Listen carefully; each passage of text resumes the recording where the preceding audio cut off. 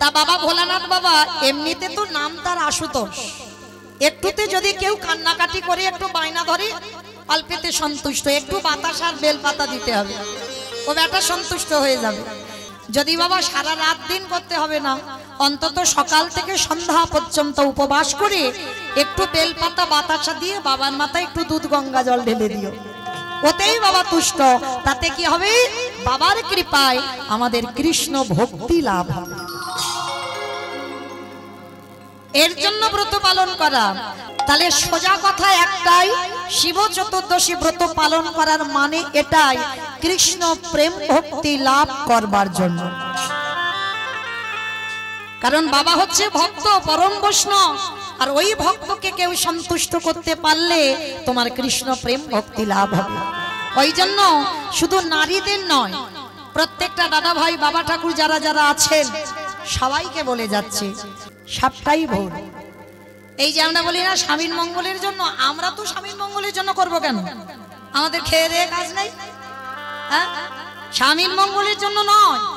এ স্বামীর মঙ্গল করেছিল সেই দক্ষ রাজা 27টা মেয়ে, মানে চাঁদের বউ, চন্দ্র দেবতার বউ, 27টা নক্ষত্র হয়ে আছে। এই চাঁদের 27টা বউ করেছিল। যেদিন বাবা দেবগুরু বৃহস্পতির অভিশাপে চন্দ্রদেব ক্ষয় রোগে আক্রান্ত হলো, মানে শরীরে ক্ষয় রোগ, মানে এক পালা দু পালা করে বাবা মাংসগুলো পচে পচে পড়ে যাচ্ছে। চাঁদকে অভিশাপ দিয়েছিল গুরুপত্নী হরণ করার অপরাধে। তা তখন ক্ষয় রোগে আক্রান্ত হলো, আর এক পালা বাকি আছে। আর ওই এক পালা যখন বাকি ছিল, তখন বাবা পরম বৈষ্ণব বাবা ভোলানাথের কাছে চাঁদ গিয়ে আশ্রয় নিয়েছিল। আচ্ছা বাবা, দক্ষ রাজা 60টা মেয়ের মধ্যে তাহলে বাবা ভোলানাথও তো একটা জামাই, মাকে বিয়ে করেছে, দুর্গাকে বিয়ে করেছে, আর দক্ষ রাজা 27টা মেয়েকে চাঁদ বিয়ে করেছে। তাহলে এই চাঁদ আর শিব ঠাকুর এদের সম্পর্ক কি হয়? ভাইরা ভাই, ভাইরা ভাই, ভাইরা ভাই। আপনারা কি বলেন? ভাইরা ভাই বলেন তো? বেশ, তাহলে চাঁদ আর বাবা ভোলানাথ এরা হচ্ছে ভাইরা ভাই। তা এইবার চাঁদ তো এক পালা বাকি আছে, মানে আর একদিন গেলে হরিবল হয়ে যাবে চাঁদ।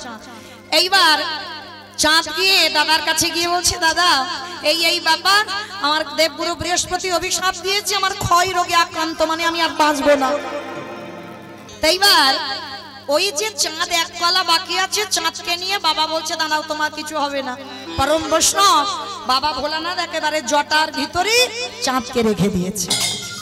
মানে ওই জায়গাটা ঠান্ডা তো জায়গা। আমার ঠান্ডা কেন গো? আরে এসি কেন থাকবে? ওই জায়গাতে তো একটা মেয়ে আছে না, কি জানো তার নাম? গঙ্গা, পতিত পাবনী গঙ্গা। আর ওই জায়গাটা মানে এত জ্বালা যন্ত্রণা হচ্ছে চাঁদের শরীরে, এক পালা চাঁদকে নিয়ে বাবা জটার ভিতরে দিল, যার জন্য বাবার একটা নাম হলো চন্দ্রশেখর। আবার অনেকে বলছে বাবাকে শশী শেখর, বাবার নাম অনেক। তা এই যে চাঁদকে রেখে দিল এক পালা, আর নামাতে কিন্তু পারবে না, কারণ যদি নামিয়ে দেয় তাহলে চাঁদের মৃত্যু হয়ে যাবে। তাইবার 27টা মেয়ে তো জানে স্বামী বেঁচে নেই, কেঁদে কেঁদে একেবারে বাবা ভোলানাথের কাছে এসেছে, জামাই বাবু হয়। তো জামাই বাবুর এসে পা দুটো জড়িয়ে ধরে 27 জন কাঁদছে। জামাই বাবু জানি না স্বামীটা জ্বালা যন্ত্রণায় ছটফট করতে করতে ঘর থেকে বেরিয়ে গেল, কোথায় গেল খুঁজে পাচ্ছি না, আমার মনে হয় এতদিন আর স্বামী বেঁচে নেই। জামাই বাবুর সঙ্গে কথা বলছে, আর কথা বলতে বলতে হঠাৎ দেখে না বাবা চাঁদ মাথার উপরে বসে আছে। 27টা মেয়ে সঙ্গে সঙ্গে দেখা মাত্র ছুটে উঠেছে। কি জামাই বাবু, তুমি আমাদের স্বামীকে ধরে রেখেছো, দাও নামিয়ে দাও, কারণ ওই স্বামীর জন্য আমরা পাগলিনীর মতো খুঁজে বেড়াচ্ছি, পাচ্ছি না, দাও নামিয়ে দাও। বাবা ভোলানাথ বলছে, দেখো শালি, তোমরা 27 জন যদি আমার প্রাণটা নিতে চাও আমি এক্ষুনি দিয়ে দেব, তোমরা 27 জন যদি আমার কৈলাসটাকে চাও আমি এক্ষুনি দিয়ে দেব, কিন্তু অসম্ভব, আমি চাঁদকে নামাতে পারবো না। জামাই বাবু, তার মানে কি আমরা 27 জন একাকী কাটাবো, আর কোনোদিন স্বামীকে ফিরে পাবো না? পাবে। বৈকুণ্ঠপতি নারায়ণ এসে আদেশ দিল, পাবে পাবে, তোমাদের স্বামীকে আবার পাবে। কি করতে হবে? চলে যাও তোমরা প্রভাস তীর্থে। ওই প্রভাস তীর্থে গিয়ে দ্বিতীয় দিন যাবে, তৃতীয়ার দিন জলটা তুলবে, আর চতুর্দশীর দিন তোমরা 27 জন এসে আমার বাবার ওই জটা চাঁদ যেখানে আছে ওই চাঁদের মাথায় মানে বাবার মাথায়তে জলটা দাও। আর যখন তোমরা প্রভাস তীর্থ থেকে জল এনে ঢালবে তার পরের দিন থেকে 1 কলা 2 কলা 3 কলা হতে হতে আবার চাঁদ পরিপূর্ণ হবে, আবার তোমরা ফিরে পাবে। আবার 15 দিনের মধ্যে আবার চাঁদ ক্ষয়ে যাবে, ওই 1 কলা চাঁদ পরম বৈষ্ণব বাবার মাথায় রয়ে গেল।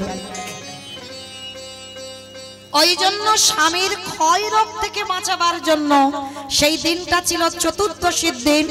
দক্ষ রাজা 27টা মেয়ে স্বামীর প্রাণ ফিরে পাওয়ার জন্য এই দিন 27 জন মেয়ে প্রথম ব্রত পালন করেছিল।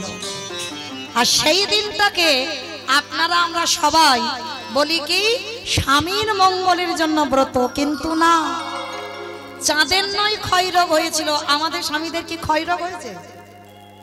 তাহলে স্বামীদের জন্য ব্রত নয়, তাহলে কিসের জন্য ব্রত? ভালো করে শুনে নাও মা, ব্রত হচ্ছে একটাই কারণ, সরাসরি তো আমরা ভগবানের কাছে যেতে পারবো না, অত সৌভাগ্য অর্জন করিনি, আগে ভক্ত চরণ ধরতে হবে। আর যদি তাড়াতাড়ি তুমি ভক্ত কৃপা পেয়ে যাও খুব তাড়াতাড়ি তুমি বৈকুণ্ঠগামী হবে।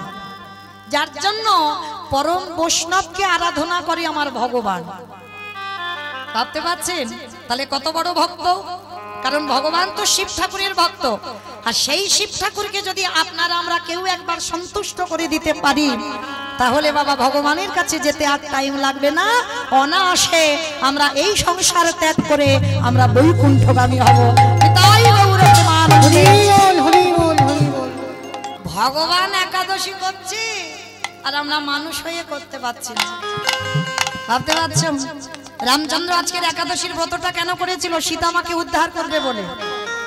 কারণ লঙ্কাতে যখন যাবে সেতু বন্ধন করবে, একটা একটা পাথর ফেলবে, পাথর যে ভাসবে, এই যে সীতামাকে উদ্ধার করবে তার জন্য চিন্তায় পড়ে গেছিল রঘুপতি রামচন্দ্র, কি করে আমি এই সেতুটা বন্ধন করব? হনুমান আর ভল্লুক এতটা কি পারবে? তার জন্য নারায়ণের উপাসনা করতে হবে। আগের দিন রাত্রিবেলা বাবা একটা ঘটিতে একটা আম্রপত্র, কর্পূর, তাম্বুল, অগুর সবকিছু দিয়ে একটা স্বর্ণ নারায়ণ তৈরি করতে হয়েছিল, সোনার নারায়ণ।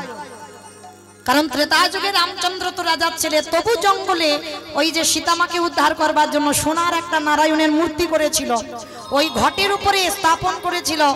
আর এই স্থাপন করে আজকের দিনে এই বিজয়া একাদশী উপবাস করে সারা রাত জাগরণ করে বিষ্ণু আরাধনা করেছিল। সারা রাত্রি জাগরণ করে আরাধনা করে সকালবেলা ওই ঘটটা সাগরে ভাসিয়ে আর ওই স্বর্ণটা, স্বর্ণ মূর্তি যেটা করেছিল রামচন্দ্র, ওইটা একটা সাত্ত্বিক ব্রাহ্মণকে দান করে দিয়েছিল। আর তার জন্য সীতামাকে লঙ্কার মাটি থেকে উদ্ধার করতে পেরেছিল।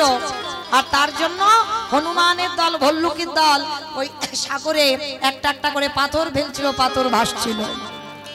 তাহলে একাদশীর উপবাস করে তবে কিন্তু রামচন্দ্র জয় লাভ করেছিল। তাহলে রামচন্দ্র করছে আর আমরা যারা উপবাস করেছি তাদের চরণে দণ্ডবাদ প্রণাম। আবার জানেন তো আমার ভগবান কৃষ্ণও করেছিল। কত বলবো, বলতে বলতে ফুরাবে না বাবা।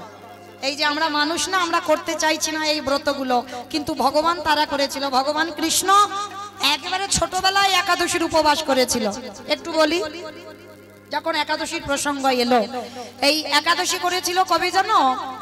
একদিন চুরি করে মা যশোদা রেগে যাবে, গোপালকে খাওয়াতে হবে ক্ষীর, ননি, মাখন, অন্ন ব্যঞ্জন, কিন্তু চুরি করে কৃষ্ণ একাদশী করে ফেলেছে। এইবার যশোদা মা রান্না করেছে গোপাল খাবে বলে, কিন্তু গোপাল যখন খাবে, মা তো রান্না করেছে গোপালের নামে ওটা উৎসর্গ করা, গোপাল খাবে। এবার দুপুরবেলা হয়ে গেছে, মা যশোদা ডাকছে, গোপাল আজকের বাবা অন্নটা সেবা করে নিস, কারণ আমাদের তো আজকের আমার তোর বাবার একাদশী, আমরা পাবো না। ভগবান বলছে, এই রে, আমি যদি মাকে বলি মা তো বকবে, এখন কি করব? আমার তো আজকের একাদশী, মাকে বলিনি, এখন কি করব? মা তো আমার নামে সংকল্প করেছে এই যে অন্ন ব্যঞ্জন, তাহলে আমি যদি এই অন্ন ব্যঞ্জনগুলো ফেলে দিই তাহলে মাকে অপমান করা হবে। ভালো করে বোঝেন বাবা, ভগবান তো কত চৈতন্য, কত চেতনা, তাহলে মায়ের দেওয়া জিনিস ফেলাও যাবে না। আর একাদশী তিথিতে যারা অন্ন ভক্ষণ করবে, অন্ন সেবা করবে, তারা তো পাপ ভক্ষণ করছে। ভগবান এই পাপ পুরুষকেও সৃষ্টি করেছিল, পাপ পুরুষকে থাকতে দিয়েছিল একাদশী তিথিতে। কোথায় না, পঞ্চশস্যের ভিতরে। একাদশীতে যারা বাবা অন্ন সেবা আমরা করব, বাবা মাকে হত্যা করলে যে পাপ হয় সেই পাপের বোঝা নিতে হবে। একাদশীতে অন্ন সেবা করলে, গোমাতাকে হত্যা করলে যে পাপ হয় সেই পাপের বোঝা নিতে হবে। একাদশীতে গুরুদেবকে হত্যা করলে যে পাপ হয় সেই পাপের বোঝা নিতে হবে। আজকের ভগবান চিন্তায় পড়ে গেছে, মা তো আমার জন্য রান্না করেছে, আমি যদি ফেলে দিই আমার অপরাধ হবে। আবার একাদশীতে যদি অন্নটা খাই সেটা অপরাধ হবে, তাহলে কি করব? অন্ন ব্যঞ্জনটা নিয়ে প্রথমে আমার কৃষ্ণ গোমাতার কাছে গেছে, মানে গাভীর কাছে গিয়ে বলছে, গোমাতা কৃপা করে আমার মা আমার নামে সংকল্প করেছে এই অন্ন ব্যঞ্জনটা পাবো বলে।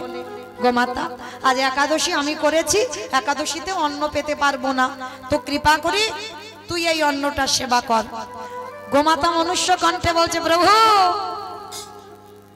আমি তো পারবো না, কারণ একাদশীতে অন্ন সেবা করা পাপ, আমি পারবো না। তুমি একাদশী করেছো, তুমি খেতে পারবে না, তুমি আমার দ্বারা পাপ করাবে, আমি তো পারবো না। এইবার পাখিকে ডেকেছে, পাখি তোরা অন্তত খেয়ে যা, কারণ এটা আমি ফেলে দিতে পারি না, আমার মাকে অপমান করা হবে, তোরা খেয়ে যা। পাখি এসে বলছে, প্রভু ক্ষমা করে দাও, একাদশীতে অন্ন সেবা করা পাপ, আমরা পারবো না। এইবার বাবা জঙ্গলে গিয়ে পশুদের ডাকছে, তারা ওই একই কথা, আমরা পাবো না একাদশীতে পাপ ভক্ষণ করতে। শেষে কি করেছে বাবা, পতিত পাবনী গঙ্গা স্নানে গেছে, গঙ্গার ঘাটে গিয়ে কৃষ্ণ মনে মনে ভাবছে এটাকে আমি ভাসিয়ে দেব, তাতে যা হয় হবে, কারণ আমি ব্রত ভাঙতে পারবো না, একাদশীতে তো অন্ন সেবা করতেই পারবো না। তো এইবার অন্নটা নিয়ে গঙ্গাতে ভাসাতে যাবে, পতিত পাবনী গঙ্গা উঠে বলছে, দাঁড়াও, তুমি আমার জলে অন্ন দিচ্ছ কেন? আজকের অন্ন সেবা করা পাপ। ভগবান গঙ্গার ঘাটে মাথায় হাত দিয়ে বসে পড়েছে, আমি এখন কি করব অন্নটা নিয়ে, চিন্তায় পড়ে গেল। আর চিন্তা করতে করতে সুযোগের সদ্ব্যবহার। আর পতিত পাবনী গঙ্গা মায়ের বাহনটা কি বলো দেখি? মকর, বেশ, মকর মাছ, তাই তো?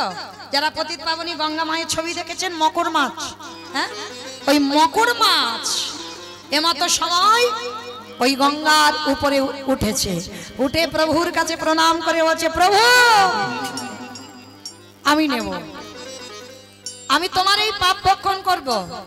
তা ভগবানের খুব আনন্দ, মকর মাছ তুমি এত ভালোবাসো আমায়, আমার মা রান্না করেছে আমার জন্য, তুমি এটা খেয়ে পাপ ভক্ষণ করবে?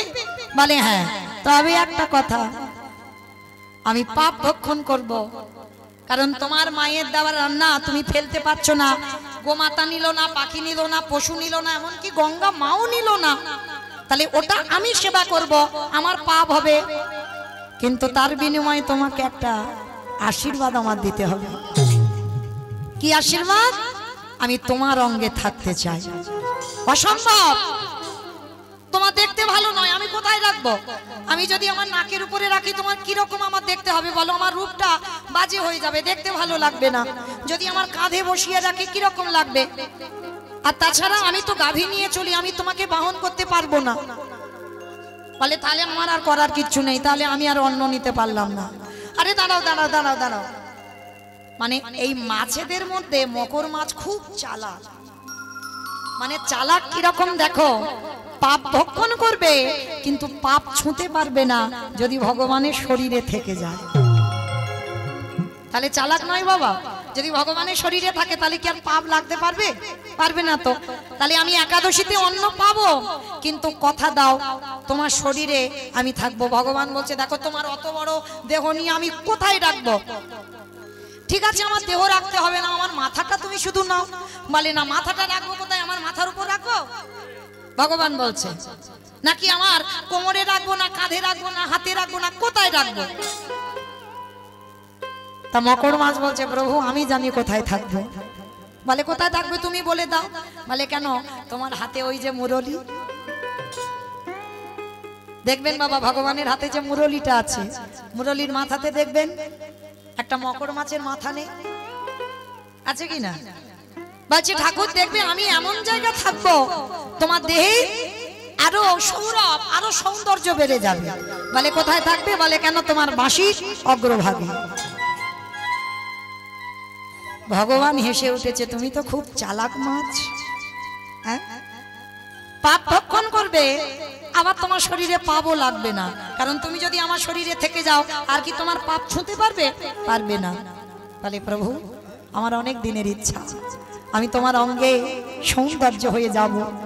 আর তুমি যখন মুরলীর ধ্বনি করবে সবার প্রথমে ওই আওয়াজ ত্রিভুবন শুনবার আগে সবার আগে যেন আমার কর্ণমূলে যায়। নিতাই গৌর প্রেমানন্দে।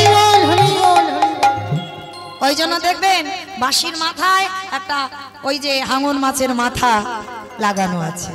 কেমন? তাহলে জানা গেল রামচন্দ্র আজকের একাদশী করেছে, কৃষ্ণ একাদশী করেছে। আমরা পারি না? কি গো পারি না? আমি তো বলছি না যে নির্জলা থাকো, অনুকল্প পাবে। কলা আলুর তরকারি, পেঁপে আলুর তরকারি, কুমড়ো আলুর তরকারি, এগুলো তো পাবে। চেষ্টা করো মা, অন্তত মাসে যদি দুটো করে না পারো পায়ে ধরে বলে যাচ্ছি অন্তত বছরে 4টে অন্তত করো। সায়ন একাদশী, পার্শ্ব একাদশী, ভৈম একাদশী, উত্থান একাদশী, আর তার মধ্যে কয়েকটা করতে হবে। যেমন একাদশী হ্যাপি বার্থডে। কি আমাদের জন্ম, ভগবানের জন্ম, একাদশীর জন্ম হয়নি? হয়েছে তো। অগ্রহায়ণ মাসে যেটা হচ্ছে উৎপন্না একাদশী, পাঁজিতে লেখা থাকবে দেখবেন উৎপন্না একাদশী, এইটা হচ্ছে একাদশীর আবির্ভাব তিথি। তাহলে মায়েরা চেষ্টা করো, কারণ আমি চাপিয়ে দিলাম না। এবার মানবেন না মানবেন আপনাদের ব্যক্তিগত ব্যাপার, কিন্তু চেষ্টা করবেন, কারণ আমরা হিন্দু মানুষ হয়ে আমরা যেন এই ব্রতগুলো পালন করি। তাহলে কৃষ্ণ যে কলিযুগে গৌর হলো কার ডাকে এসেছিল? শান্তিপুরীর মাটিতে বাবা বুড়ো অদ্বৈত আচার্য গোসাই। তবে মায়েরা আপনারা যেন কেউ ভেবে বসবেন না অদ্বৈত আচার্য আপনাদের গ্রামে কারোর নাম বললাম। ওই যে পঞ্চতত্ত্ব ছবি আছে দেখেছেন তো? বাবা আমার মায়েদের বোঝানোর জন্য একটু পরিষ্কার করে বলতে হবে, তবে বুঝতে পারবে। কারণ পড়াশোনার সময় কখন?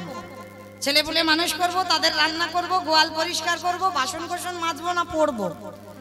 তাহলে অদ্বৈত আচার্য গোসাইকেই পঞ্চতত্ত্ব ছবি যাদের বাড়িতে আছে দেখবেন, শ্রীকৃষ্ণ চৈতন্য প্রভু নিত্যানন্দ শ্রী অদ্বৈত গদাধর শ্রীবাস আদি গৌর ভক্তবৃন্দ। ওই যে 5 জনে হাত তুলে আছে না, একটা বাচ্চা ছেলেকে জিজ্ঞাসা করবে, সে বলে দেবে মাঝখানে যিনি দাঁড়িয়ে আছে কলিযুগের ভগবান। আর ওই ভগবানের ডান দিকে দেখবেন চুল গোপ দাড়িগুলো বাবা সব পেকে সাদা, মানে আর কালো নেই, একেবারে সাদা হয়ে গেছে। কেন পেকে গেল? কেন? মহাপ্রভুর থেকে 52 বছরের বড়, মানে 1-2 দিনের বড় নয়, 52 বছরের বড়। আর ওনারই ডাকে কিন্তু কৃষ্ণ গৌর হয়ে এসেছিল, কারোর ডাকে জগতে আসেন। আর ওই বুড়ো লোকটা 12 বছর মানে 1 যুগ তুলসী ভাসিয়েছিল।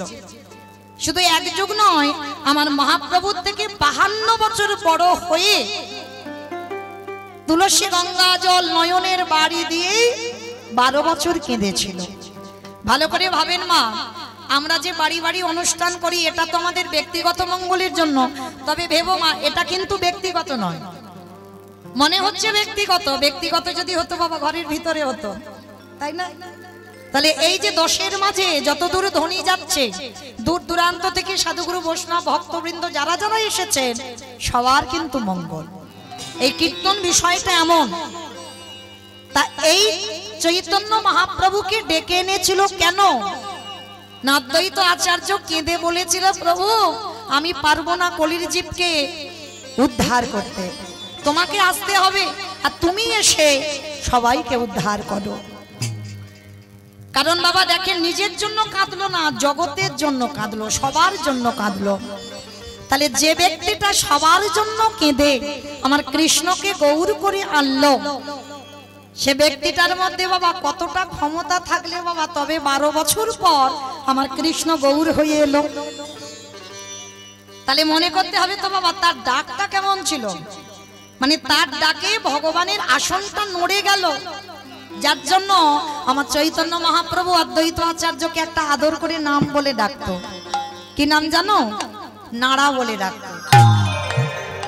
মহাপ্রভু অদ্বৈত আচার্যকে নাড়া বলে ডাকতো। কেন? ওনারই ডাকে আসনটা নড়ে উঠেছিল, ওই জন্য নামটা দিয়েছিল নাড়া। মানে এটা ভালোবাসার নাম, আদরের নাম। তাহলে এবার আমরা জানবো যার ডাকে কৃষ্ণ গৌর হয়ে এলো তার মধ্যে কতটা ক্ষমতা ছিল। কে এমন ব্যক্তি যে ভগবানের আসনটা নাড়িয়ে দিচ্ছে? যার একটা নাম হচ্ছে বাবা মৃত্যুঞ্জয়। আমাইরা মৃত্যুঞ্জয় কোন ঠাকুরকে বলে গো? কালী ঠাকুর। কালী ঠাকুরকে? শিবকে? দেখাচ্ছ খিচুড়ি স্কুলে পড়েন, এখানে সবাই জানে মৃত্যুঞ্জয় শিবকে বলে, ও বাটা বলে নাকি কালী ঠাকুরকে।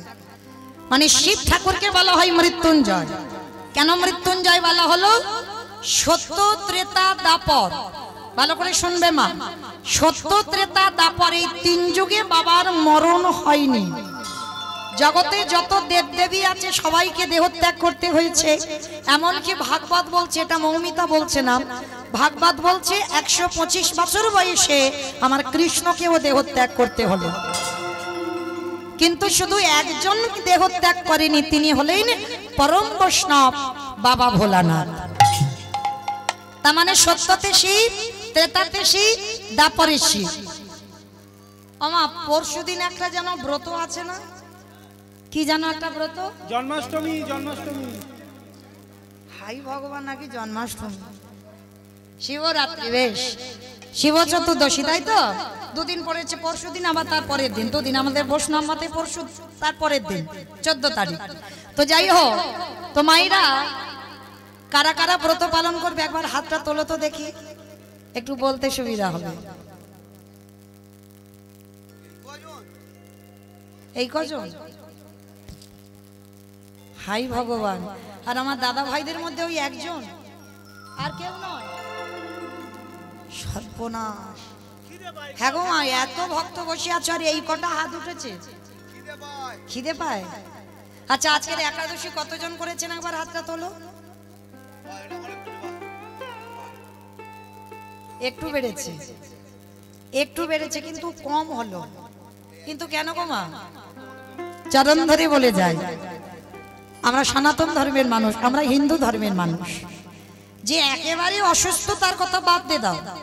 ভগবান বলছে একেবারে অসুস্থ হলে সে ব্যক্তিকে ভগবান বলছে ছাড় আছে। কিন্তু তুমি অসুস্থ নয়, তুমি দিব্যি সংসার করে যাচ্ছ, তুমি দিব্যি যেখানে সেখানে চলে যাচ্ছ, ভালো মন্দ খেয়ে যাচ্ছ, আর ভগবানের ব্রতর বেলা তখন আমার শরীর আর চলে। আচ্ছা মায়েরা, যে কথাটা বলবার জন্য বলা, এই যে শিব চতুর্দশী ব্রত যারা করবেন, আমা কেন করবে? কেন করবে? স্বামীর মঙ্গলের জন্য। স্বামীর মঙ্গলের জন্য, বেশ বেশ। আর যে দাদা ভাই একজন হাত তুললো, তাহলে কার মঙ্গলের জন্য করবে? বউয়ের মঙ্গলের জন্য। বউয়ের মঙ্গলের জন্য? এটাই হলো তো, কারণ আমরা যদি স্বামীর মঙ্গলের জন্য করি, তাহলে বাবা দাদা ভাইরা যদি, বাবারা যদি ব্রত পালন করে, তাহলে কি বউয়ের মঙ্গলের জন্য? কিন্তু না। তাহলে বাবার নাম হচ্ছে মৃত্যুঞ্জয়। কিন্তু মা, এই যে পরশু দিন আমরা ব্রত করব, বাবা তো কলিযুগে আসেইনি। এসেছে কি? সত্য ত্রেতা দাপরে এসেছে, কলিতে নয়। কলিতে হয়েছে অদ্বৈত আচার্য গোসাই। কিন্তু আমরা কলির মানুষ, কেউ সেটা পালন করি না, কেউ করি না। এখানে কেউ হাত তুলতে পারবেন না যে আমরা অদ্বৈত সপ্তমী পালন করেছিলাম। কারণ এইটাই হচ্ছে শিব ঠাকুর কলিযুগে আবির্ভাব তিথি, সেটা আমরা পালন করতে হয় বাবা, আমাদের গুরু মহারাজদের আদেশ। কিন্তু দেখো সেটা আমরা করছি না, কিন্তু শিব চতুর্দশী করছি। কিন্তু মনে রেখো মা, শিব ঠাকুর আসেনি। কেন আসেনি? এই কলিযুগে আসেনি, তার একটা মাত্র কারণ। কারণটা কি জানো? এই কারণের কথা জানতে গেলে সবাইকে একটুখানি যেতে হবে মহাভারত। এই মহাভারতে গেলেই আমরা সবাই প্রশ্নের উত্তর পেয়ে যাব। চলে, এই মহাভারতে বাবা যুধিষ্ঠির মহারাজ করেছিল রাজস্বয় যজ্ঞ। আর এই রাজস্বই যজ্ঞে আমার ভগবান কৃষ্ণ সবাইকে দায়িত্ব দিয়েছিল। আর যুধিষ্ঠির মহারাজ বলেছিল, কৃষ্ণ কৃষ্ণ তুমি সবাইকে দায়িত্ব দিচ্ছ, তুমি নিজে কোনো কাজ করবে না? ভগবান আমার একটু মুচকি হেসে বলেছিল, দাদা আমি সবাইকে একটা করে কাজ দিয়েছি, আর আমি আমার বেলা তো দুটো দায়িত্ব ফেলে রেখেছি। সে কি, সবাইকে একটা করে কাজ আর তুমি তোমার বেলা দুটো কাজ? ও কৃষ্ণ, কি কি কাজ করবে? বলে, জানো দাদা, আমার প্রথমবারই কাজ হবে, এই যজ্ঞে যত যত ভক্ত আসবে আমি কৃষ্ণ দয়াময় হয়ে সবার প্রথমে নিজের হাতে আমি তাদের চরণ যুগল ধৌত করে দেব। এটা হবে আমার প্রথম কাজ। আচ্ছা মায়েরা, এই জায়গাটা খুব মন দিয়ে শুনবে কেমন? ভগবান হয়ে আজকের পা ধোয়ার কাজ করছে কেন? একটা যজ্ঞে কি বাবা একটা দুটো লোক আসে? অনেক লোকের নিমন্ত্রণ তো। তাহলে যত যত লোক আসবে, সাধুগুরু বৈষ্ণবকে, নিচু জাত কে উঁচু জাত, ভগবান জাত বিচার করবে না, সবার পা ধোবাবে কেন? আপনাদের আমাদের চৈতন্য দান করে। ওরে কলির জি, তোদের বাড়িতে যদি সাধুগুরু বৈষ্ণব আসে, যদি গুরুজন আসে, সবার প্রথমে আমাদের মনুষ্য জীবনে কর্তব্য বাবা নিজের হাতে তাদের চরণ যুগল একটু ধৌত করে দেওয়া। এই নিয়মগুলো বাবা ছিল।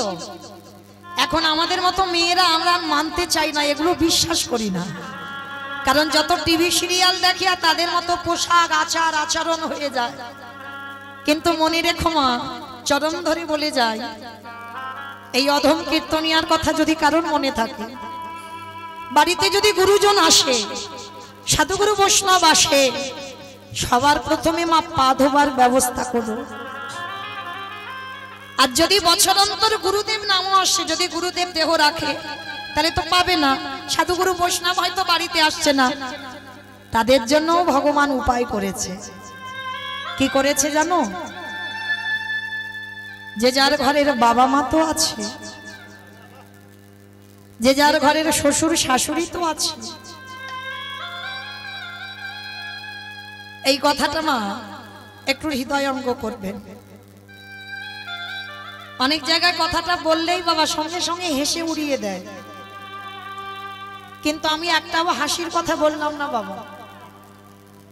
যাদের ঘরে সাধুগুরু বৈষ্ণব গুরুদেব না আসে, তাদের জন্য ভগবান বলেছে, যদি বাবা মা জীবিত থাকে, শ্বশুর শাশুড়ি যদি জীবিত থাকে, রোজ রোজ বলছে না বাবা, বৎসরে একবার, যেমন তুমি দুর্গা পূজা, কালী পূজা, লক্ষ্মী পূজা, সরস্বতী পূজা সব পূজা করো, ঠিক ওই রকম একবার জীবিত ভগবানকে পূজা করো। এটা আমার কথা নয় বাবা, ভাগবতে তো আমার ভগবান কৃষ্ণ সুদামাকে বলেছিল, সুদামা এই পৃথিবীতে সব থেকে বড় গুরু হলো যে যার ঘরের বাবা মা, তারপরে গুরু হলো শিক্ষা গুরু, দীক্ষা গুরু, তারপরে গুরু হলাম আমি ভগবান। কই বাবা, ভগবান তো একবারও বলেনি সবার আগে আমি বড় গুরু। ভগবান বাবা মাকে জায়গা দিয়েছে। যেতে হবে না বৃন্দাবন, যেতে হবে না হরিদ্বার, দক্ষিণ ভারত, পশ্চিম ভারত, কোথাও করতে হবে না, যদি তুমি জীবিত ভগবানকে পূজা করতে পারো। ভালো করে ভেবে দেখেন তো মা, ভগবান কি ভুল বলল? যে মা 10 মাস 10 দিন গর্ভের কত যাতনা পেয়েছিল, শুধু গর্ভে পেল না, সন্তান ভূমিষ্ঠ হলো, কত রাত মা খায়নি, কত রাত মা ঘুমায়নি, সারাদিন বাবা হাড় খাটুনি খেটে ওই ছেলেটার মুখে অন্ন তুলে দিয়েছে। সেই ছেলে নিজে পড়াশোনা না করে কিন্তু সন্তানকে শিক্ষিত করেছে, কিন্তু সেই ছেলে মেয়েরা বড় হয়ে বাবা একটা বাবা মার পেটের ভাত জোগাড় করতে পারে না। বাবা মারা যেন বয়স হয়ে গেলে যেন ফুটবল হয়ে যায়, একবার বড়জন, একবার মেজজন, একবার সেজজন। 30টা দিন হয়ে গেলে বাবা এ বাড়িতে আর খাওয়া হবে না। কই একটা সন্তান কোনোদিন বলতে দেখেছেন যে আমার বাবা ভাগাভাগি হবে না, মা ভাগাভাগি হবে না? যার যখন ইচ্ছা তখন খাওয়াবে, ভাগাভাগি কেন হবে? কেউ বলে না। যার জন্য কলিজীবের এই দশা গো। কারণ জীবিত ভগবানের সেবা না করে নকল ভগবানের পাওয়ার জন্য ছুটে বেড়ায়। ভগবান বলছে যদি কেউ বাবা মাকে সেবা করে, যদি আমার ডাকতে ভুলে যায়, আমি ভগবান হয়ে কথা দিয়ে যাই যে পিতামাতাকে সম্মান করে বছরে একবার সিংহাসনে বাবা মাকে বসিয়ে নিজের হাতে চরণ যুগল ধৌত করে, নিজের হাতে গলায় মালা দিয়ে যদি নিজের হাতে বাবা মাকে যত্ন করে একবার খাইয়ে দেয়, ভগবান বলে তাকে আমার ডাকতে লাগে না, আমি সারা জীবন সেই ভক্তের দুয়ারে বন্দী হয়ে যায়। নিতাই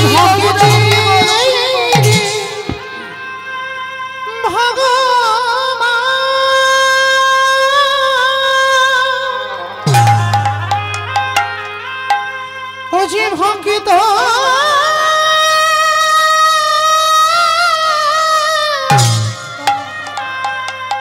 ভক্ত ছাড়া কিছু জানে না,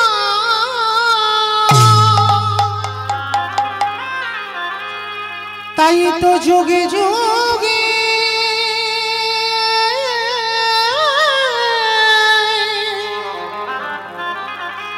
ওজি ভক্তের কাছে ছুটে আসে। তাই সবার চরণে আমার নিবেদন, যাদের বাবা মা আছে, যারা হারিয়ে ফেলেছো বাবা, মৃত্যু পর্যন্ত কাঁদলে তো পাবে না। যাদের আছে একটু যত্ন করে আঁকলে রেখে দিও, খুব মূল্যবান সম্পদ গো। যদি একবার হারিয়ে যায় আর এ জীবনে কোনোদিন আমরা ফিরে পাবো না। তাই তো ভগবান কৃষ্ণ রাজস্বী যজ্ঞে সমাজকে শিক্ষা দিল। এই মহাভারত বলো বাবা, রামায়ণ বলো, সবটাই কিন্তু সমাজ শিক্ষা। জগতে আমাদের শিক্ষা দেওয়ার জন্য মহাভারত। তাহলে ভগবান রাজস্বী যজ্ঞে ভক্তদের চরণ যুগল ধৌত করে সমাজকে শিখিয়ে দিল, আমি ভগবান হয়ে যে কাজ করছি আমাকে দেখে শিখে নে, তোরাও এই কর্ম কর। ভগবান শুধু পা ধোয়ালো না যজ্ঞে, আরো একটা কাজ করেছিল। কি কাজ জানো মা? যত যত ভক্ত এসে প্রসাদ পেয়েছিল, কৃষ্ণ দয়াময় ওই প্রসাদের পাতাগুলো নিজের হাতে নিয়ে নর্দমায় ফেলেছিল। শুধু নর্দমায় নয়, ওর ভিতরে আরো একটা কাজ করেছিল।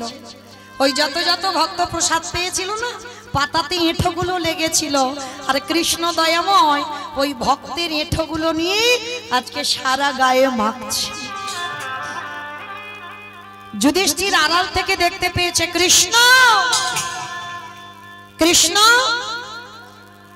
এটা তুমি কি করছো?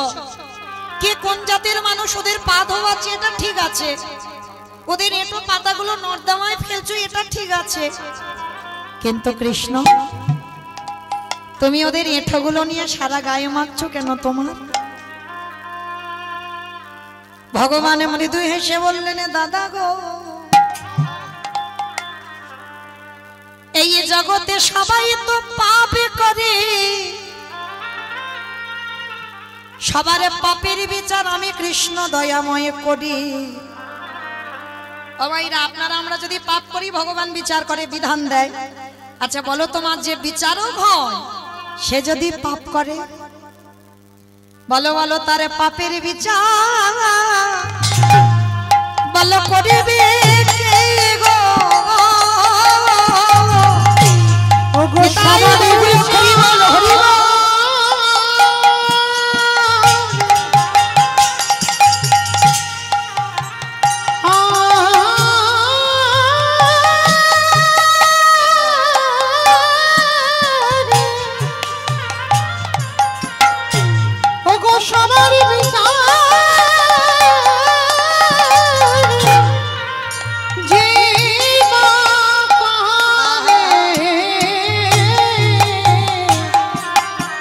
তোর পাপের বিচার করিবে কে গো? ভগবান মৃত্যু হেসে বললেন দাদা গো, এই জগতে তো কেউ জানে না যে একবারে বিচারের জায়গায় বসে সবার বিচারে সে সমান সমান করে। মনে রেখো বাবা, ভগবানের বিচার একেবারে সূক্ষ্মাতি সূক্ষ্ম বিচার। তাকে কতটুকু দিলে যে ঠিক হবে ওটা আমার ভগবানের বিচার। কে জগতে দুঃখী থাকবে, কে জগতে সুখী থাকবে, এটা কোনো মানুষের জন্য হয় না বাবা। আমরা অনেক অনেক ভক্তরা ভুল ভাল সিদ্ধান্ত নিয়ে বলি না অমুকের জন্য আমার জীবনটা বরবাদ হয়ে গেল, না, একেবারে ভুল ধারণা। ভগবানের বিচার একেবারে সূক্ষ্মাতি সূক্ষ্ম বিচার। তোমাকে কতটুকু দিলে যে তোমার ভালো হবে সেটা ভগবান ভেবে রেখেছে। তোমার জীবনে কতটুকু কষ্ট দিলে তুমি ঠিক সহ্য করতে পারবে এটাও আমার ভগবান ভেবে রেখেছে।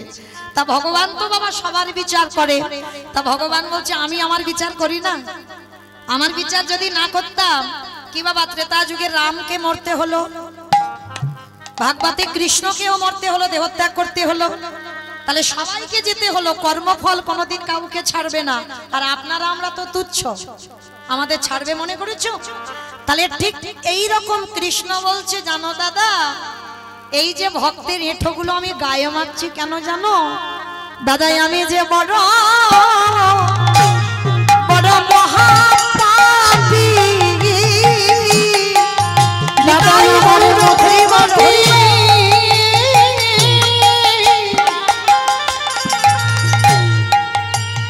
জগতে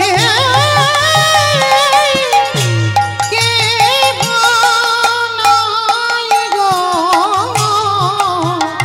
দাদা আমি হলাম মহাপাপী। আস্তে যুধিষ্ঠির মহারাজ চমকে উঠেছে, কৃষ্ণ সবাই পাপ করে আর তুই বলছিস তুই নিজে মহাপাপ করেছিস? বলে হ্যাঁ দাদা আমি তো মহাপাপী। আচ্ছা কৃষ্ণ তুই কি এমন পাপ করেছিস? বলে জানো দাদা আমি পাপটা কৃষ্ণ হয়ে করিনি, করেছিলাম রঘুপতি রামচন্দ্রের অবতারে। রাম অবতারে পাপ করেছিস? কি পাপ? বলে কেন আমি নিজের হাতে একটা মুনিপুত্রকে হত্যা করেছিলাম। বলে সেটা আবার কে? বলে কেন বিশ্বেশ্বর মুনির ছেলে রাবণ। আপনারা জানেন অকাল বোধন দুর্গা পূজা করেছিল রাবণকে মারবার জন্য। নবমীর দিন রাবণ বধ হয়েছিল। তাহলে যে দুর্গা পূজা আমরা দেখতে যাই মা, ওই পূজাটা তো রামচন্দ্র করেছিল। কেন? রাবণের মৃত্যুর জন্য। আর সেই রাবণকে মেরে আমার রামচন্দ্রের মাথা থেকে পা পর্যন্ত পাপী হয়ে গেল। আর সেই পাপ কবে ধোয়াচ্ছে না? যুধিষ্ঠির রাজস্বই যজ্ঞে। তাহলে মাইরা এইটুকু শুনে আমাদের কি অনুভব হলো? তাহলে ভগবান যদি রাবণকে মেরে পাপ করে আর আপনারা আমরা পাপ করছি না, পাপ ফেললেই তো পাপ।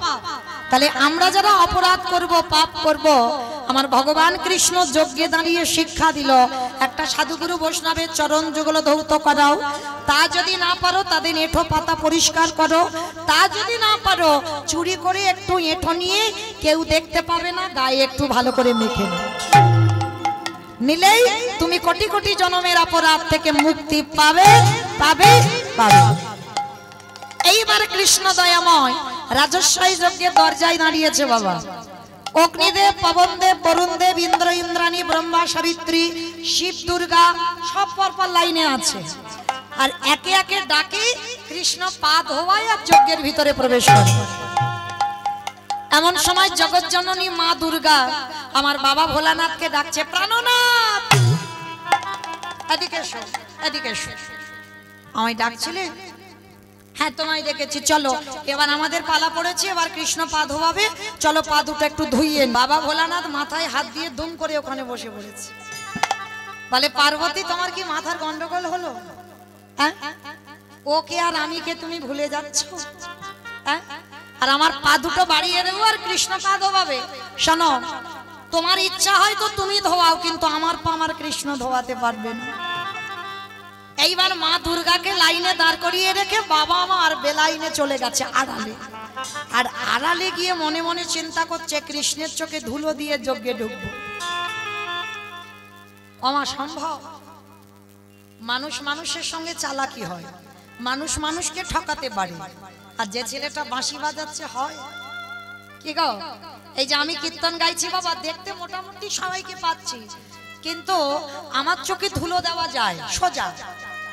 কিন্তু কে কীর্তন শুনছে, কে শুনছে না, কে গল্প করছে, কে হেসে যাচ্ছে, কে কেঁদে যাচ্ছে, আবার কে বসে বসে, আমি কিচ্ছু দেখতে পাচ্ছি না। কিন্তু যে বাঁকা করে বাঁকা হাতে, ইগো খাতা কলমে হিসাব করে পৌঁছে দেবে সময় মতো বাড়ি। তাইবার লক্ষ্য করে দেখেন বাবা, ভগবান কি করেছে, নিচু হয়ে পা ধোবাচ্ছে সবাই ঘটিতে করে জল দিয়ে। আমার দাঁড়িয়ে দাঁড়িয়ে কি পা ধোয়ানো যায়? পা ধোয়াতে গেলে যা পা ধোবাবো সে ছোট জাত হলেও মাথাটা নিচু করতে হবে। কৃষ্ণ একবার করে পা ধোয়াচ্ছে আর পায়ের মাঝখানটা ফাঁকা মতো দেখেছে। আর ভোলানাথ আড়ালে গিয়ে মনে মনে ভাবছে দাঁড়াও বেটার ওই পায়ের তলা থেকে গলে আমি ভিতরে চলে যাব। মানে যজ্ঞর দরজাটা এমন করেছে কোথাও থেকে যাওয়া যাবে না। আর বাবা আড়ালে গিয়ে দুম করে একটা কুকুর হয়ে, কেন কুকুর হলো? বাবা জগতে যত পশু পাখি আছে কুকুর হচ্ছে সব থেকে প্রভু ভক্ত। তাই আড়ালে গিয়ে কুকুর হয়েছে, মনে মনে চিন্তা করছে কৃষ্ণের চোখে ধুলো দিতে হবে, কিন্তু কি করে ধুলো দেব? দাঁড়াও। আর ভগবান মুচকি মুচকি হাসতে দেখেছো? এই বেটার পা ধোবাবো বলে আমি সেই রাম অবতার থেকে আমি পাপী হয়ে আছি, রাবণকে হত্যা করে। কৃষ্ণ অবতারে কোন রকমে বৈষ্ণবের পা ধোয়ালে আমার খণ্ডন হবে, আর এ বেটা আমার চোখে ধুলো দেবে বলে আজকে কুকুর হয়েছে। বলে দেখাচ্ছি মজা, দাঁড়াও। এইবার ভগবান ইচ্ছা করে অন্যমনস্ক হয়ে গেছে। আর এই যে পা ধোয়াচ্ছে, পায়ের মাঝখানটা যেই না ফাঁকা মতো দেখেছে, আমার ভোলানাথ কুকুর রূপটা ধরে ভগবানের সঙ্গে চালাকি করবে বলে সবে মাত্র মাথাটাকে, আর যেই না মাথাটা দেওয়া, ভগবান দুটো হাঁটু নিয়ে কুকুরের কানের কাছে চেপে। এইবার দেখ কেমন লাগে। এইবার যত কানের কাছে চেপে দেবে কুকুর কি করবে? কেউ কেউ করবে না, বারবার বলছে কৃষ্ণ ছেড়ে দে, কৃষ্ণ ছেড়ে দে, কৃষ্ণ ছেড়ে দে। বলে ছাড়বো বলে ধরি নাই। হে বৈষ্ণবী গোসাই, ও হে বৈষ্ণবী গোসাই, তোমার মতো বৈষ্ণবীর দুটো চরণ ধোয়ালে বোধহয় আমার কম হতো। তাই তো কৃপা করে তুমি আমার জন্য আরো এক্সট্রা দুটো জুড়ে দিয়েছো। আমা বুঝেছো? শিব ঠাকুরের কটা পা? দুটো পা। আর কুকুরের কটা পা? চারটে। ভগবান বললে হে বৈষ্ণব, তোমার মতো বৈষ্ণবীর দুটো পা ধোয়ালে আমার জীবনে কম হবে, ওই জন্য তো তুমি কৃপা করে আমার জন্য আরো এক্সট্রা দুটো জুড়েছো। এবারে দাহু দাহু চরণ তুমি বাড়াইয়ে দাও। হরে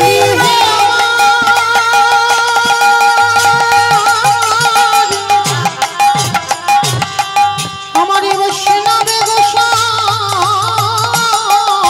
দাও দাও চরণ বাড়াইয়ে দাও। বলি আরে তো চরণ ছাড়িব না, একেবারে দাও দাও চরণ বাড়াইয়ে দাও। বলি আরে তো চরণ ছাড়িব না, বলি দাও দাও চরণ বাড়াইয়ে বলি দাও। এই প্রতিটা করে গেলাম, বলি আর তো চরণ ছাড়বো না হে, করে দিলাম আর তো চরণ ছাড়বো না হে। এবারে দাও দাও চরণ বাড়াইয়ে দাও। আস্তে। এইবার মোটা দড়ি নিয়ে ভগবান কুকুরটাকে বেঁধেছে। ও বাবা, রাজস্বাই যজ্ঞ সবাই দেখছে কুকুরকে নিয়ে কৃষ্ণ মেতেছে, কিন্তু কুকুরটা যে কে সেটা তো জানে না কেউ। এইবার আস্তে পিস্তে দড়ি দিয়ে বেঁধেছে। বাঁধলে কি হবে? কুকুরের চারটে পা তো ছটফট করছে। ভগবান বলে দাঁড়া, এবার পায়ের ব্যবস্থা করতে হবে। মোটা দড়ি নিয়ে কুকুরের চারটে পা এক জায়গা বেঁধে দিয়েছে। আর এক জায়গায় বেঁধে দিয়ে কি করেছে জানো? যেই না পা চারটে বেঁধে দিল, আর কুকুর কিছু করতে পারবে? শুধু নয়না জলে বুক ভাসিয়ে কাঁদে। আরে বলে কৃষ্ণ হরে কৃষ্ণ রে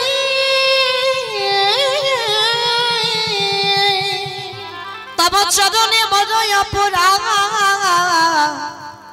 আমি করে গেলাম। কৃষ্ণ আজকে না আমার 5-4টে বেঁধে দিলি, এবার কি করবি? বলে দেখ না কি করি। সবার পা ধোয়াচ্ছে মা ঘটিতে করে জল দিয়ে, আর ভগবান পর্যন্ত বাবা বৈষ্ণবকে কোথায় রেখেছে দেখেন। এই যে বললাম না শিব ঠাকুরের ব্রত পালন করতে হবে, আমার ভগবান কৃষ্ণ যার ইচ্ছাতে জগৎ চলে সে আজকের কি করছে দেখো। ওই কুকুর রূপী ভোলানাথের 4টে চরণ বুকে ধরে কৃষ্ণ দয়াময় আমার আজ চোখের জলে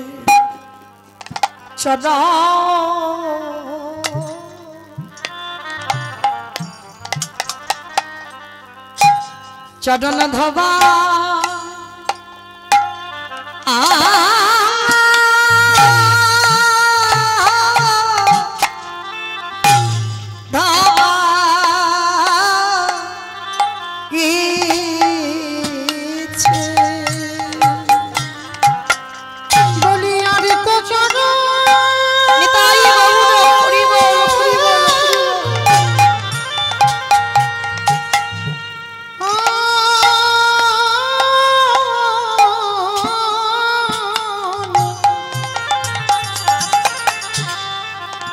বলিয়ারি তো ছড়া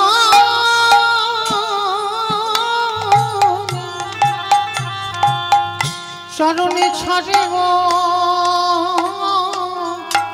না হে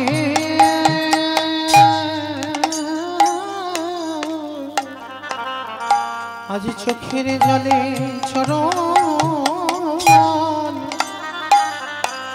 চরণে ধোয়া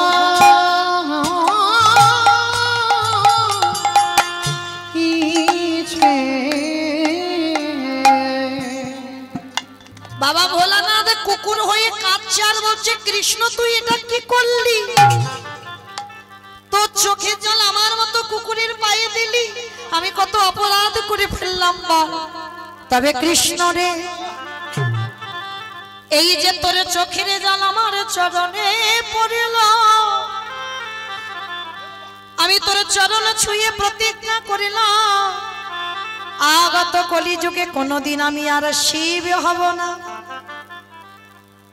কি গো মা, যেখান থেকে গিয়েছিলাম আবার ফিরে এলাম ঘুরে ফিরে। প্রশ্নটা কি করেছিলাম?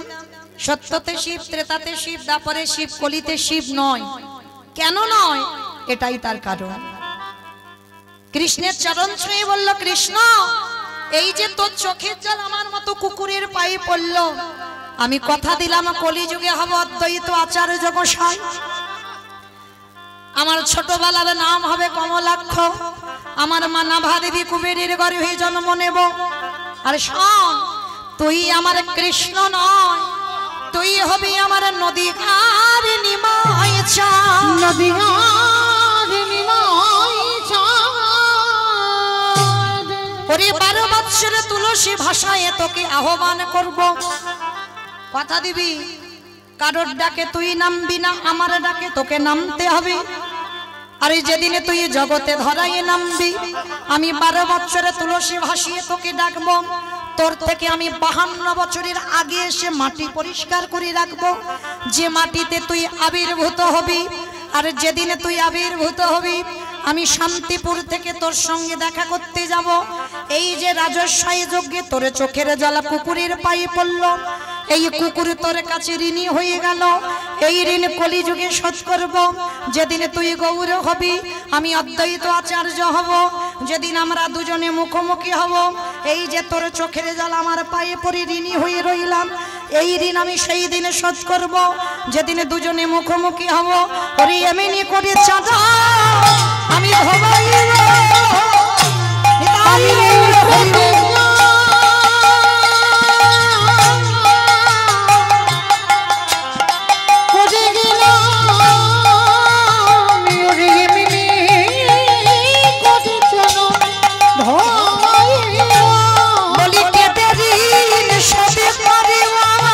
যেদিন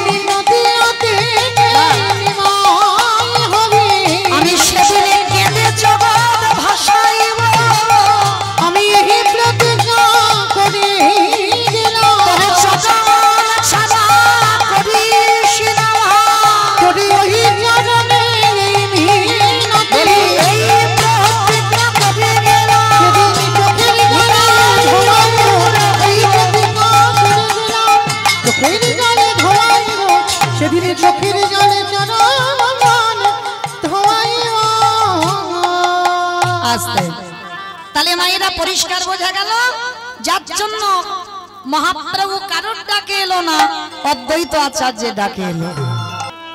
আর মায়েরা এই কলিযুগে যাগযজ্ঞ নয়, ব্রত পূজা নয়, ধ্যান তপস্যা নয়।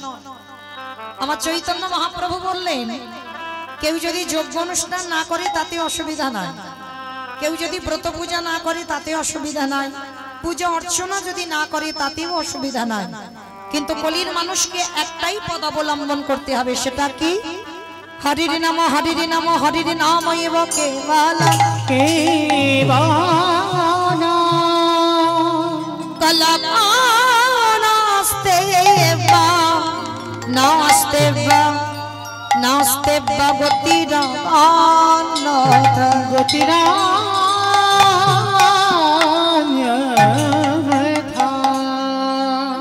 কলির মানুষের হরিনাম ছাড়া কোনো গতি নাই, কোনো গতি নাই, কোনো গতি নাই।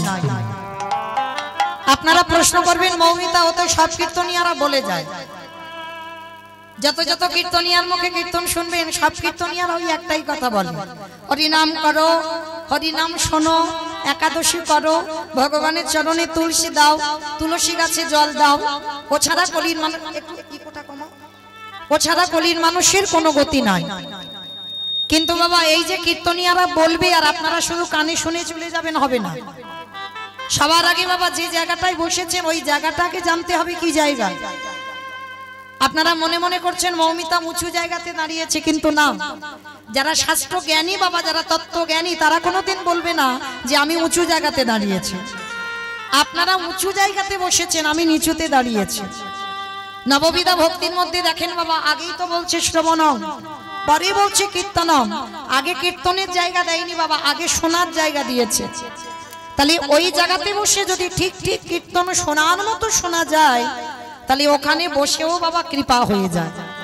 আর এখানে দাঁড়িয়ে যদি ঠিক ঠিক গাবার মতো গাওয়া যায় এখানে দাঁড়িয়েও কৃপা হয়। তাহলে হচ্ছে না কেন? গাওয়াটা ঠিক হচ্ছে না, শোনাটা ঠিক হচ্ছে না, তাই তো কৃপা হচ্ছে না। কিন্তু মা যে জায়গাটা বসেছেন ওই জায়গাটা উত্তম জায়গা, মহারাজ পরীক্ষিত মহারাজের জায়গা। আর ওই জায়গাতে বসে শুধু কানে শুনে বাড়িতে চলে যাবে হবে না। এই শুনতে যখন বসেছেন বাবা, সব চিন্তা এখন কিছুক্ষণের জন্য বন্ধ। কে আমার স্বামী, কি আমার ছেলে, কোথায় আমার ঘর, কোন আমার দোতলা বাড়ি, কত বিষয় আশয় আছে ওসব ভুলে যেতে হবে। যতক্ষণ এখানে থাকবে হরি কথা কৃষ্ণ কথা কানে যাবে ততক্ষণ আমাদের একটাই পরিচয়। আমরা কে নারী, কে পুরুষ, কে নিচু জাত, কে উঁচু জাত, এসব কোনো নয়। আমাদের একটাই ভাবনা হবে আমরা সবাই হলাম কৃষ্ণ চরণের দাস। আর দ্বিতীয় আমাদের কোনো পরিচয় হবে না। তাহলে এখানে সবাই যখন আমরা কৃষ্ণ দাস, কে নিচু কে উঁচু নয়, কে শিক্ষিত কে অশিক্ষিত এগুলোও নয়, তাহলে আমরা কৃষ্ণ দাস যখন মা, তাহলে কীর্তন শুনতে বসলে আগে একটু হৃদয়ঙ্গ করতে হবে। এই যে কীর্তনিয়ারা বলে যাচ্ছে মা হরিনাম ছাড়া কোনো গতি নাই, ভালো করে বিচার করে দেখবেন বাবা, হরিনাম ছাড়া কি গতি আছে? যে যত বড় ধনী হোক না কেন, যার যত টাকা থাকুক না কেন, যার যত অর্থ থাকুক না কেন, কেউ যদি বাবা সারা জীবনটা দিল্লি বম্বে কাটায়, কেউ যদি সোনার পালঙ্কে ঘুমায়, কেউ যদি টাকার বিছানায়ও ঘুমায়, তবু মনে রাখতে হবে মা শেষের দিনে এরা তোমার কেউ আপন নয়। যে যত তাড়াতাড়ি জানবে বাবা তত তাড়াতাড়ি তার মঙ্গল হবে। যারা এখানে গীতা ভাগবত জ্ঞানী বসেছেন বাবা তারা ভালো করে বুঝবেন, পৃথিবীতে যা যা কিছু দেখছো সব অনিত্য বস্তু, আর নিত্য বস্তু যদি থাকতে হয় সেটা হলো আমার গৌর গোবিন্দ চরণ, ওটাই হলো আমাদের নিত্য বস্তু। তালি মায়েরা সকাল থেকে আর সন্ধ্যা পর্যন্ত আমরা কি করি? ছেলে আমারে, মেয়ে আমারে, জায়গায় আমারে, জমি আমারে, বিষয় আমারে, বৈভব আমার, কিন্তু যতই আমারে আমারে করো না কেন, বাঁশি যদি বেজে যায় পড়ে থাকবে সরকারি খামার। এসেছো একা যাবে একা, যেদিন এসেছিলে মা সেদিন তোমার সঙ্গে কেউ আসেনি, আর যেদিন ভব ছেড়ে তুমি চলে যাবে সেদিনও তোমার সাথে কেউ যাবে না। যেদিন এসেছিলে তোমার হাতে কিছু ছিল না, যেদিন তুমি ভব ছেড়ে চলে যাবে সেদিনও তোমার সাথে কিছু যাবে না, হাতেও কিছু থাকবে না। এলে খালি হাতে, যাবেও তুমি খালি হাতে। কটা দিন বাবা একটু অভিনয় করা, যার অভিনয় শেষ তাকে অভিনয় মঞ্চ থেকে নেমে যেতেই হবে। কি মাইরা, আমি যদি বলি আমি সারা রাত কীর্তন গাইবো এখানে দাঁড়িয়ে, সবাই কি বসে থাকবে? অত সোজা নয়। একটু পরে বাবা সব একটা দুটো করে উঠতে শুরু করবে। তাহলে এখানে দাঁড়িয়ে যেমন আমি সারা রাত গাইতে পারবো না, সংসারটা হচ্ছে একটা নাটকের মঞ্চ। ওই মঞ্চে সারা জীবন তুমি থাকবো বলে আসনি। যাকে যতদিনের জন্য আসা, দিনটা ফুরিয়ে গেলে তাকে মঞ্চ থেকে নেমে যেতেই হবে। তাহলে মায়েরা, এই যে আমার আমার করে আঁকলে আছে, কেউ তো তোমার নয়। শেষের দিনে তোমার সঙ্গী হবে কে না তোমার কর্মফল। এইটা ভালো করে শুনতে হবে বাবা, কর্মফল শুধু আমার সাথে যাবে। কতদিন আমি হরিবাসরে বসেছি, কতবার ভাগবত আসরে বসেছি, কতদিন যাবৎ আমি একাদশীর উপবাস করছি, কতদিন সাধুগুরু বৈষ্ণবের সঙ্গ করছি, কতদিন গুরুচরণ আশ্রয় করলাম, আর কতদিন আমি ধর্ম কাজে যুক্ত আছি। এই ভালো ভালো কর্মগুলো আমার সাথে যাবে। তবে বাবা আমি মৌমিতা একটা গ্যারান্টি দিতে পারি, আর একজন আমাদের সঙ্গী হবে। সে কে জানো? জানি না আপনাদের এই এলাকায় নিয়মটা আছে কিনা। কি বাবা, এটা বর্ধমান তো? বর্ধমান, বেশ। তাহলে জানি না আপনাদের এই পূর্ব বর্ধমানে নিয়মটা আছে কিনা। তবে আমার ডায়মন্ড হারবার এলাকায় দক্ষিণ 24 পরগনায় নিয়ম আছে। সে যত বড় লোক হোক আর গরিব হোক, মানুষের মৃত্যুর পর যার বাড়িতে থাকবে তো খুব ভালো, আর যার বাড়িতে নাই বাবা, দুটো জিনিস ভাড়া করতে হবে মানুষের মৃত্যুর পর। কি? একটা হলো খোল আর একটা হলো করতা। আর পিছনে বাজাবে বলো হরি হরি, বলো হরি হরি। কি মাইরা, আপনাদের এই গ্রামে বাজে তো? বাহ, তাহলে একটু বুঝতে সুবিধা হয়। তাহলে এই জায়গাটা একটু ভালো করে বিচার করবেন। যখন ঠাকুর বিসর্জন করতে যাচ্ছ, তখন তোমার ডিজে বক্স বাজাচ্ছ। কি মা, আপনাদের গ্রামে বাজে না? এখানেও বাজে? আমি ভাবলাম বোধহয় আমার ওদিকেই বাজে। আমার ওইদিকে বাবা এমন বিসর্জনের সময় ডিজে বক্স বাজবে না, হার্ট যেন এক্ষুনি ব্লক হয়ে গেল। মানে যদি মানুষ অসুস্থ থাকে সে তো হরিবল হয়ে যাবে। মানে এমন ধুমধারাক্কা বাজনা বাজবে আর এমন নাচানাচি হবে। তাহলে ভালো করে এই জায়গাটা একটু বিচার করবেন। ঠাকুর বিসর্জন যখন করতে যাচ্ছ, তখন তুমি লরিতে করে বক্স বাজিয়ে যাচ্ছ। আর যেদিন আমাদের দেহ বিসর্জন হবে, একটা কি লরিতে করে বাবা ডিজে বাজি গেলে হতো না? হাওয়ালে তো হতো, যদি আমরা চালু করি প্রথাটা তাহলে হবে। কিন্তু করছি না কেন? এই জায়গায় আমার চৈতন্য মহাপ্রভু শিক্ষা দিলেন, ওরে কলিরেজি, শেষের দিনে এলি খালি হাতে, যাচ্ছি সে খালি হাতে, কিন্তু শেষের দিনে তোর কর্মফল সঙ্গী হলো, আর কেউ গেল না। আর গেল কে? এই হরি নামে যাবে আমাদের পচা দেখো,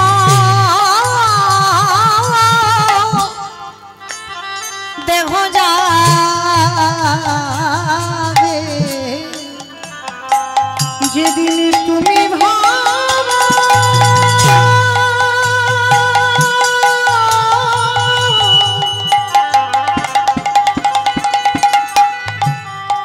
হরি বল হরি বল। যেদিন তুমি ভাবা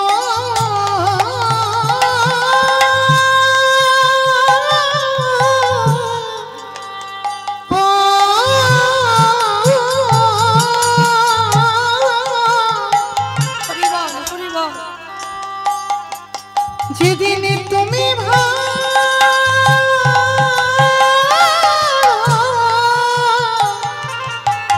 রাধে ওই ভবপানে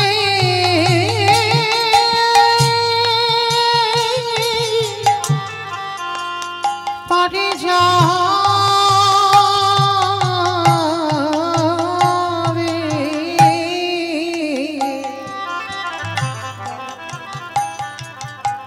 ওরে সেই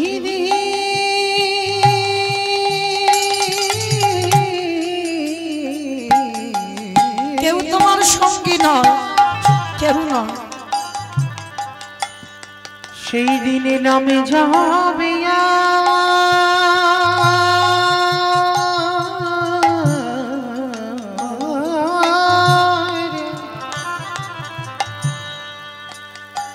আমাদের পচা দেহ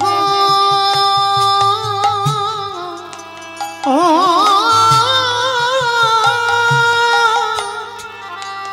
দেহ যাবে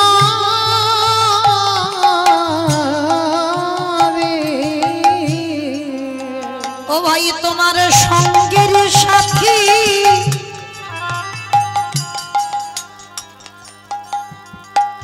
সাথী কেহ থাকবে না যেদিন খাঁচা ছেড়ে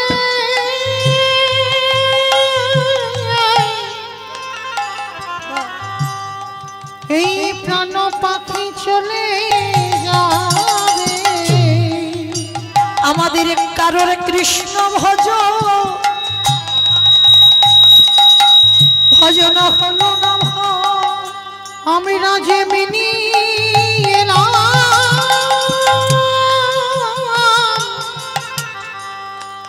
আমরা তেমনি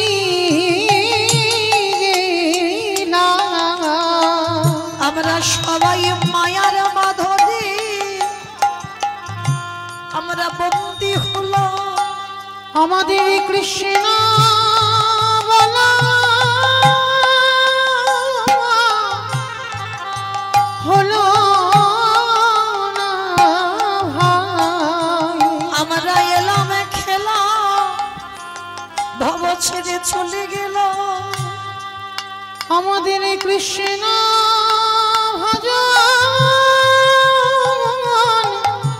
হলো না রে হে দয়াময় আমার মতো পাপী আরে কেহ না বলি এবারে আমায়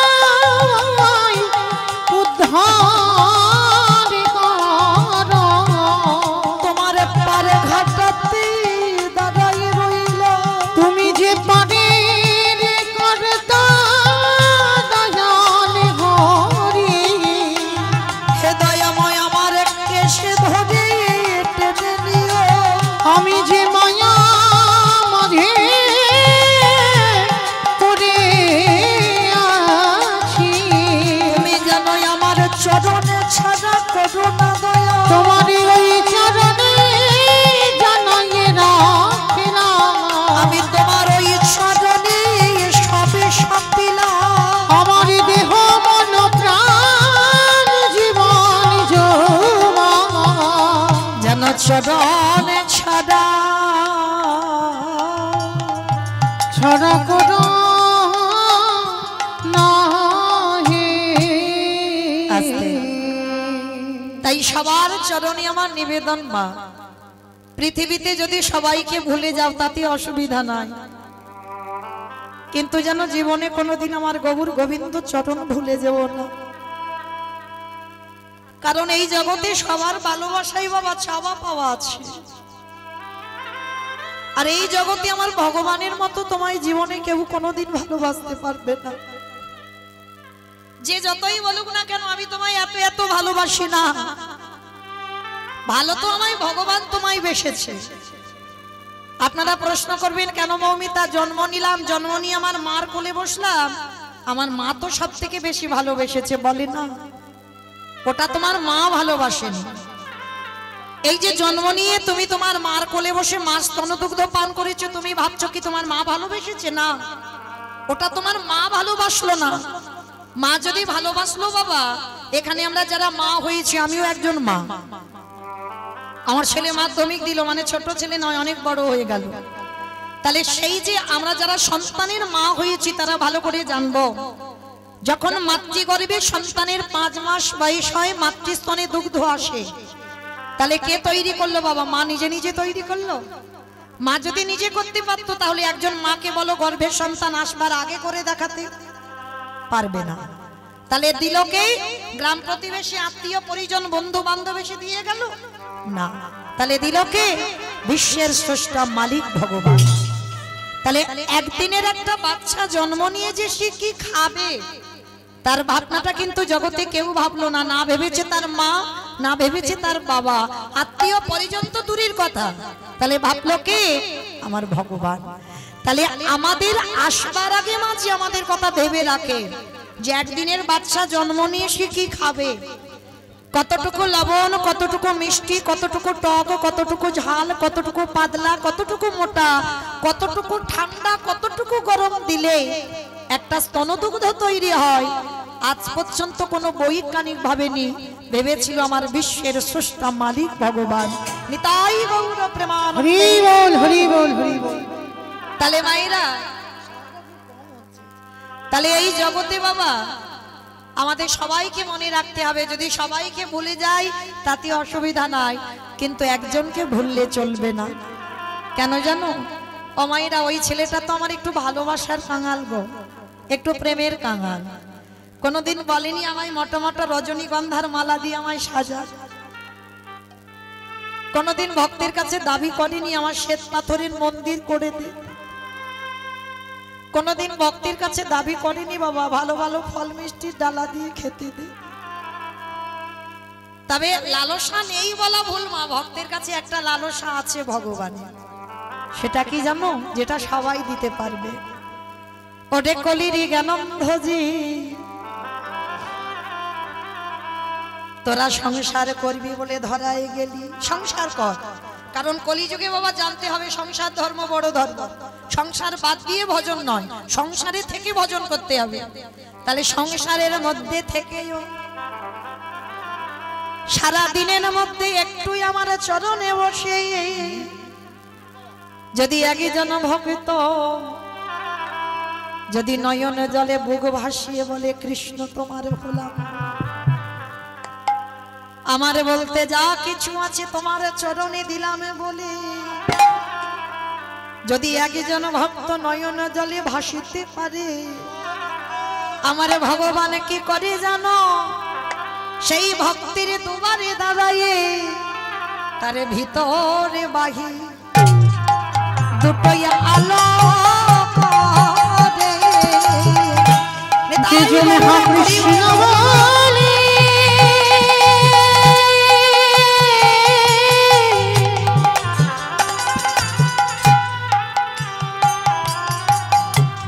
যে জনে হ কৃষ্ণ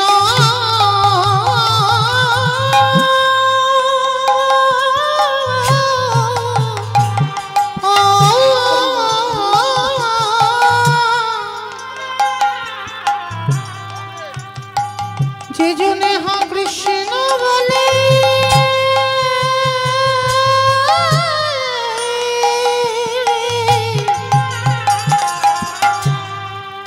একেবারে নয়নে জলে ডাকিতে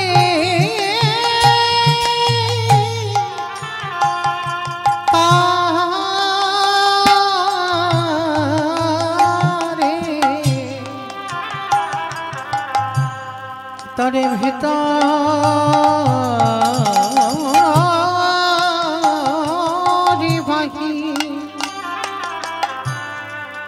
বাহিরে আনা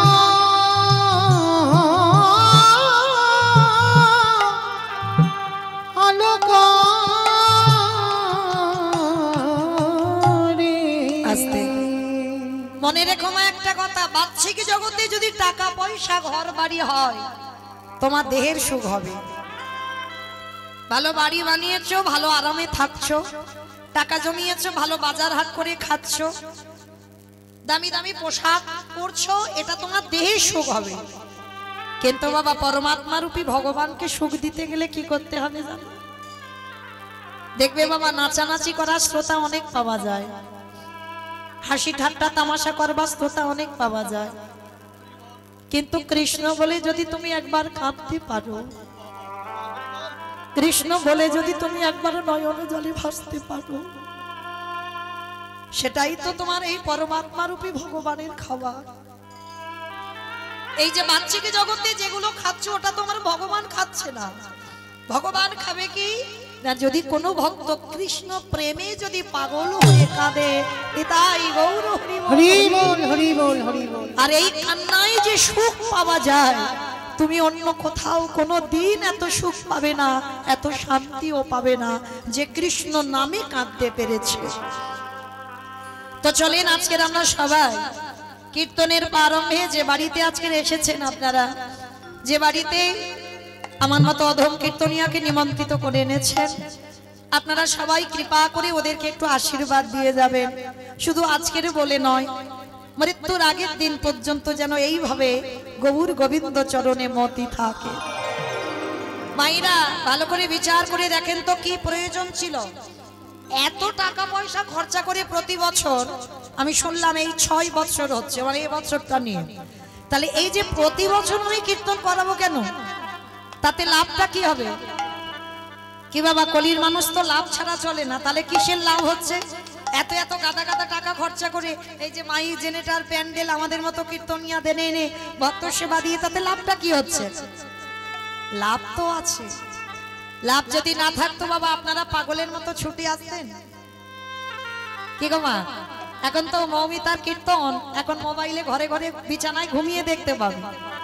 এই যারা এসেছে না ইউটিউব করতে, ওরা তো দুদিন পরেই ছাড়বে, তাহলে দেখতে পাবে। তাহলে কিসের জন্য এসেছে? এটাই কৃপা। কারণ যার হৃদয়ে প্রেম ভক্তি আছে বাবা, যদি কানে একবার চলে যায় যে অমুক জায়গায় কীর্তন হবে, 5 মিনিট হলেও বাবা সে হরিবাসরে আসবে। যদি 5 মিনিট হয় তবু আসবে। কেন? জানতে হবে ভক্তি আছে কীর্তনে, এটা আমার চৈতন্য মহাপ্রভুর দেওয়া দান। তো মাইরা, তাহলে এই যে এত টাকা খরচা করে তাতে লাভটা কি হয়েছে জানো? শুনে নাও, গোলকে বসে আমার গোবিন্দ প্রতিজ্ঞাবদ্ধ, গোবিন্দের কাছে আমার রাধারানী বধূ, আগত কলিযুগে যদি আমার একজন ভক্ত হরিনাম যজ্ঞের জন্য কিছু অর্থ ব্যয় করে দেয়, সাধুগুরু বৈষ্ণব সেবার জন্য যদি কিছু অর্থ ব্যয় করে দেয়, তা আমার রাধারানী বলছে জানো বধূ, আমি আমার হৃদয় ভান্ডার থেকে কিছু ধন চুরি করে আমি তার ব্যাংকে দিয়ে আসি। আমাইরা কোন ধন? যে ধন চোরেরা চুরি করতে পারে না, যে ধন কোনোদিন অপহরণ করা যায় না, যে ধন কোনোদিন লুট করা যায় না। ও মা, এ আবার কোন ধনের কথা বলছে? যে ধনের নাম হলো কৃষ্ণ প্রেম ধন। যদি অনুষ্ঠানের জন্য 2 লাখ টাকা খরচা হয়, আমার রাধারানী কিন্তু 4 লাখ টাকা ব্যাংকে দেবে না। তাহলে কোন ধন? যে ধন জগতে কেউ চুরি করতে পারবে না, যে ধন হচ্ছে কৃষ্ণ প্রেম ধন। আর এই কৃষ্ণ প্রেম ধন যদি তোমার একবার হৃদয়ে জেগে যায়, আরে বাহ্যিক জগতের কিছু ভালো লাগবে না, বাহ্যিক জগতের অর্থ প্রয়োজন হবে না, কারণ সে তো পারমার্থিক সম্পদ পেয়েছে। আর যে একবার পারমার্থিক ধন পেয়ে যায়, তার বাবা বাইরের আর কোনো ধন প্রয়োজন হয় না। তাহলে আপনারা সবাই আশীর্বাদ দিয়ে যাবেন এই পরিবারে যারা কীর্তন করাচ্ছেন, ওদের যেন কৃষ্ণ প্রেম ভক্তি সম্পদ লাভ করতে পারে। নিতাই গৌর প্রেমানন্দে হরি বল, হরি বল, হরি বল। তো চলেন মাইরা, অনেকক্ষণ তো বাবা সব দিক দিয়ে আমাদের বাধা বিঘ্ন গেল। এবার চলো একটু সবাই সন্ধ্যাবেলায় আমরা যাবো শ্রীধাম নদিয়া নবদ্বীপ ধাম। কারণ নদিয়াতে না গেলে তো কীর্তন হবেই না, তাই না মা? অনেক অনেক অনেক অনেক ভক্তরা বলে ওই গৌরের কথা বাদ দিয়ে সরাসরি একটা লীলা করলে হয় না, বলে না, হবে না। কেন? চৈতন্য চরিতামৃত গ্রন্থে কবিরাজ গোস্বামী পাদ লিখেছেন, সংকীর্তন পিতা শ্রীকৃষ্ণ চৈতন্য, সংকীর্তন যজ্ঞে তারে যে ভজে সেই বড় ধন্য। তার কি বুঝলাম? কীর্তনের প্রারম্ভে আগে আমার 2টো ছেলেকে ডাকতে হবে, আমার নয়, এটা ভুল বললাম, আমাদের। আমার মানে আমার ব্যক্তিগত হচ্ছে, আমাদের মানে সবার। এক হলো আমার নিতাই চাঁদ, এক হলো আমার গৌর চাঁদ। আর ওই 2টো ছেলেকে আগে ডাকতে হবে, তারপরে কীর্তন হবে। কারণ ওরা দুজন যদি না আসতো বাবা, তাহলে কীর্তন আমরা কি জানতাম? কি জানতাম না তো। তাহলে যাদের জন্য চিনলাম কীর্তন বিষয়টা কি, তাহলে আগে তো তাদেরকে ডাকতে হবে। চলো নদিয়ায় গিয়ে দেখবো, সত্যতে নারায়ণ, ত্রেতাতে রাম, তারপরে কৃষ্ণ, কলিতে গৌরাঙ্গ। আর কৃষ্ণ যে কলিযুগে গৌর হলো, নদিয়ায় যেদিন এসেছিল, নদিয়ার ভাবটা কেমন ছিল জানো? আজ নদী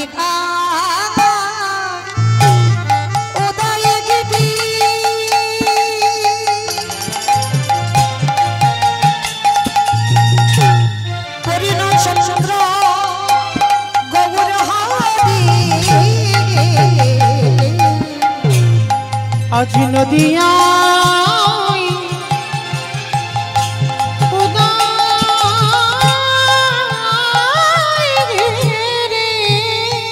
আস্তে আমার একটু কথা বলেনি।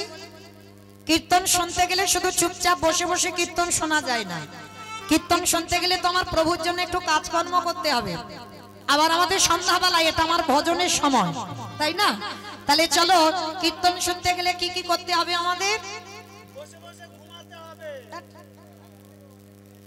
সন্ধ্যাবেলা নাকি ঘুমাবে? একটু রাত ভারী হলে নয় বলতো।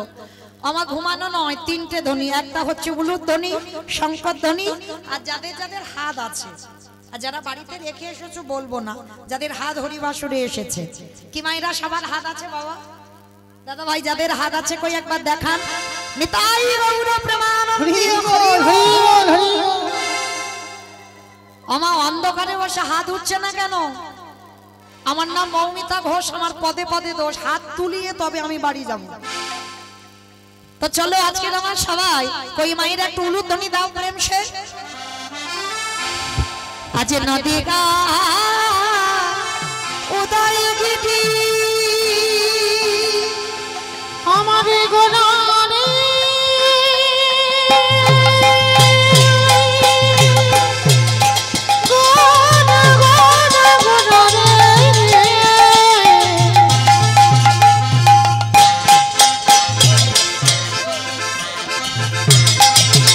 আমারে গোনা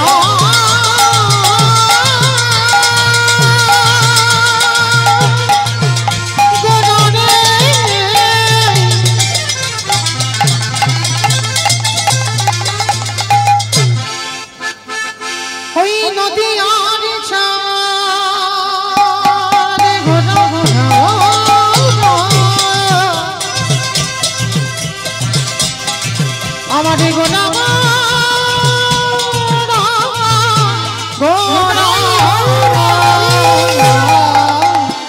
আজ নদিয়া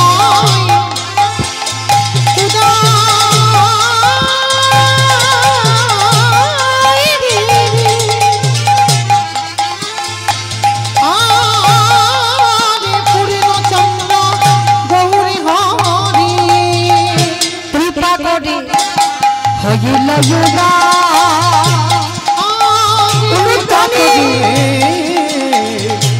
হইল যুগা কৃপা করে হইল যুগা।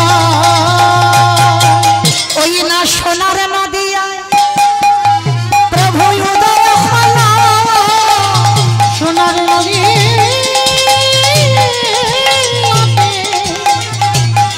ওই না কলির জীবী উদ্ধারিতে কৃষ্ণ প্রেমে প্রচারিতে বলিরা হৃদয়া কদারে হরি হরি হরি আজ কৃষ্ণ প্রেমে প্রচারিতে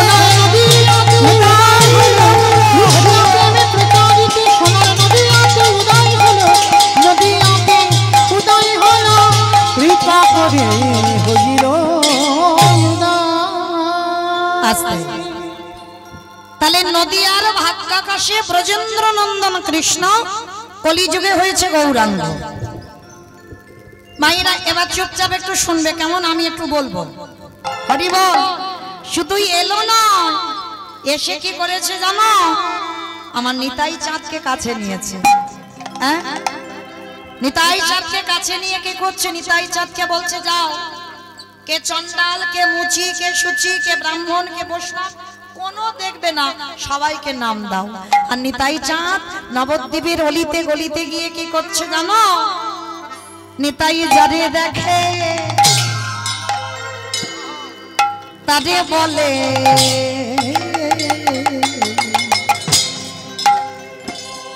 দন্তে তৃণ ধরি ধরি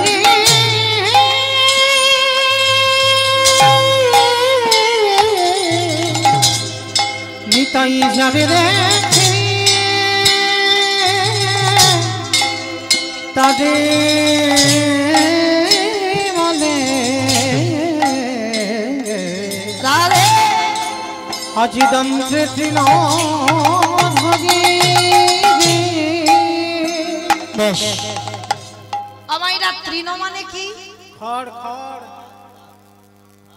ঘাস দেখেছো তৃণ মানে নাকি খড় ঘাস আচ্ছা বৈষ্ণব পদাবলী বাবা এগুলো তো কোনো বাঁধানো গান নয় এগুলো মহাজনী পদাবলী আচ্ছা নিতাই চাঁদ দাঁতে ঘাস নিয়েছে কেন ঘাস নিল কেন এটাই তো কথা কারণ আমার সমাজে একটা নিয়ম আছে বাবা মানা না মানা সেটা তার ব্যক্তিগত ব্যাপার যখন দেখবেন গুরুজনেরা বসে গুরুজনদের সামনে কথা বলতে গেলে বাবা তার স্বভাবটা যেন একটু নত ভাব হয় দেখলে বোঝা যাবে বাবা আমিত্ব ভাব থাকলে হবে না যেন স্বভাব একটু নত ভাব হয় এটা আমার সমাজে নিয়ম হয়তো অনেকে মানে আবার অনেকে মানে না কিন্তু মহাপ্রভুর আমলে একটা নিয়ম ছিল কি নিয়ম যে গুরুজনদের সামনে কথা বলতে গেলে তোমাকে দাঁতে ঘাস নিতে হবে আর দাঁতে ঘাস নিলে কি বুঝবি যে কথাটা বলছে সত্যি বলছে বা কথাটা বলছে একটু বিনতার সহিত বলছে তার নিতাই চাঁদ ওই জন্য জগতে সবার কাছে একটু নত হবার জন্য বিনতার সহিত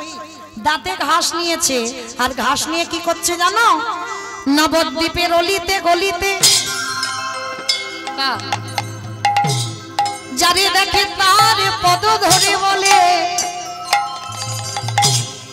তোদের ঘরে আমি বাসনে মেজে দেব তোদের ঘরে আমি বাটনা বেটে দেব তোরা যা বলবি আমি তাই শুনবো কিন্তু তোদের একটা কাজ করতে হবে আমার কিছু টাকা পয়সা দিতে হবে না মাইনে দিতে হবে না তোরা যা যা বলবি কাপড় কাচবো বাসন মাজবো রান্না করবো বাটনা বাটবো সব করে দেবো তোদের সংসারের কাজ কিন্তু তোদের একটা কাজ করতে হবে কি করতে হবে তোরাই আমাদের তোরাই আমার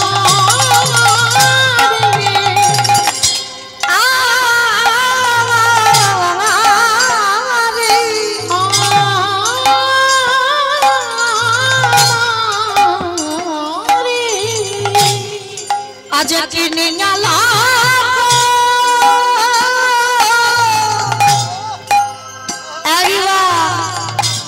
টাকা পয়সা চাই না কি করবি বলো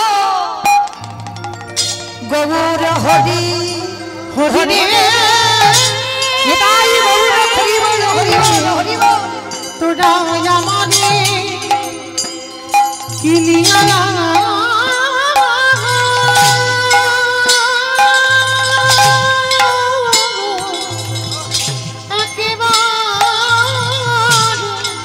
বলো গৌরী হরি রে আস্তে আমা এই জায়গাটার নাম কি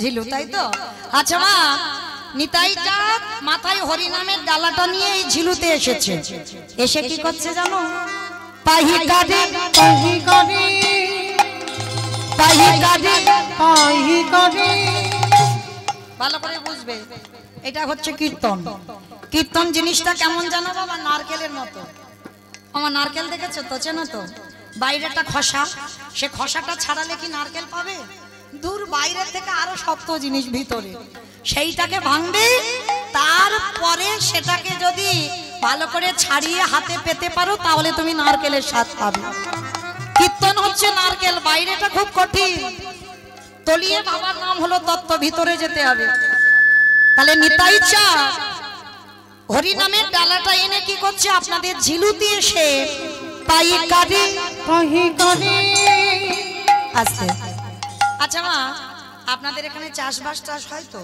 বেশ আচ্ছা ওই মাঠে থেকে সবজি তুলে যখন একসঙ্গে দেওয়া হয় এক জায়গাতে তখন আপনারা কি বলেন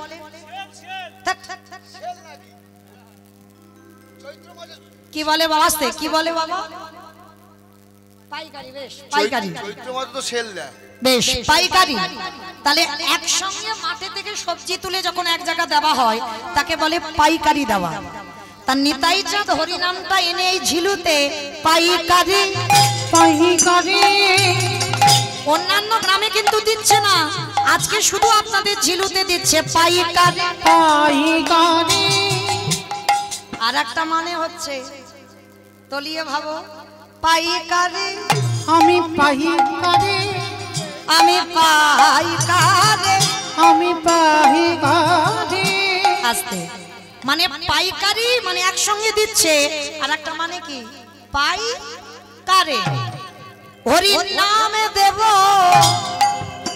পাইকারে হরি নাম দেব পাইকারে আস্তে আমার নিতাই চাঁদ হরিনামের মাথায়তে ডালাটা নিয়ে সারা ঝিলুতে ঘুরে ঘুরে বেড়াচ্ছে হরিনামটা দেব কোথায় পাচ্ছি না জায়গা পাচ্ছি না কোথায় দেব শেষে এক জায়গা দিয়েছে কোথায় জানো দোকানে দোকানে আজি দোকানে আজি দোকানে আমার পানের দোকান ফুচকা দোকান মুদিখানা দোকান স্টেনারি দোকান কোন দোকানে দিল আইসক্রিম দোকানে আইসক্রিম বেশ কত কীর্তন বোঝে দেখেছো তাহলে এত নারকেল ভেদ করে তবুও চলে গেল তাহলে দেখো দোকানে এই দোকানে এই দোকানে যারা দোকান খোলে বসে আছে হরি নাম দেব দোকানে যারা দোকানে খোলে বসে আছে নাম দিব দোকানে এত বলি নিতাই চাঁদ ঘুমি গড়ি যাই রে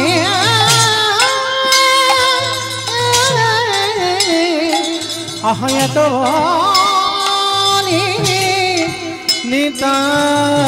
নিতাই চাঁদ ঘুমি গড়ি যাই রে ওগো সোনার সোনার আহা দু ভাইয়ের অঙ্গকান্তিটা দেখেছো যেন কাঁচা সোনা হলুদ বেটে যেমন রং দিলে যেমন হয় আজ সোনার আজ সোনার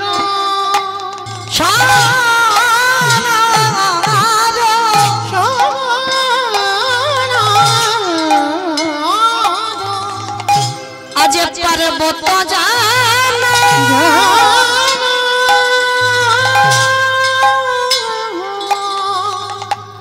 দেখো দোলা তেলো লুটাই রে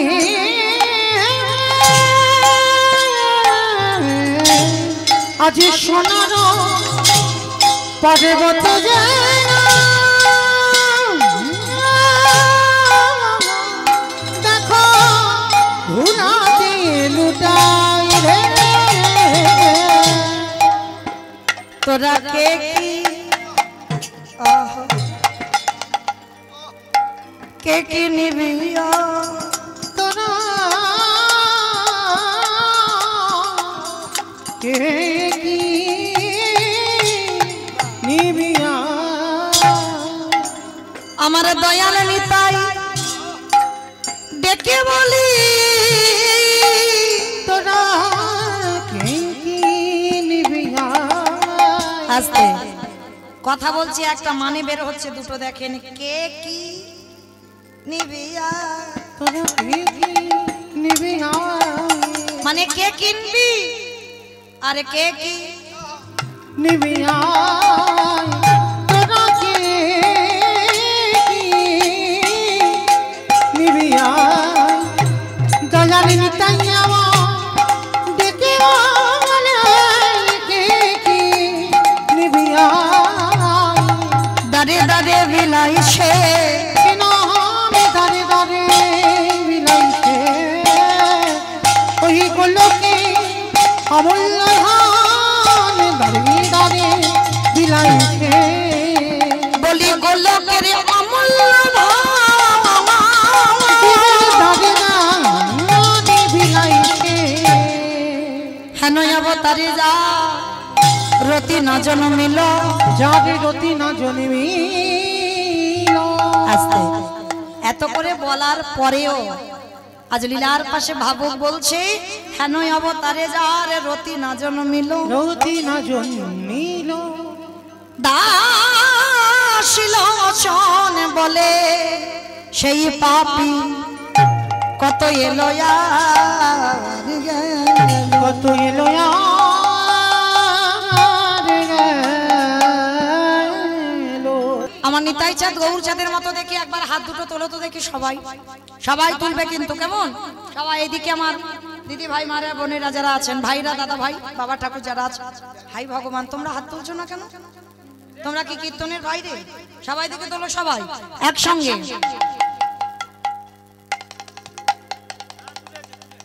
বেশ, আমার পিছনটা এরকম ধসে যাচ্ছে কেন? এই ধসা রোগটা ভালো নয়, ওখান থেকে সব ধসে যাবে। তোলো দেখি সবাই। আমার দাদা ভাই বাবা ঠাকুর যারা হাতগুলো তুলছেন না, চরণ ধরে বলছি সবাই তোলো। যারা বাইরে দাঁড়িয়ে আছো সবাই একসঙ্গে বলবে কেমন? গৌর সুন্দরী কি জয়, নবদ্বীপের ধামে কি জয়। এদের কারোর ইউটিউব করতে দেবো না।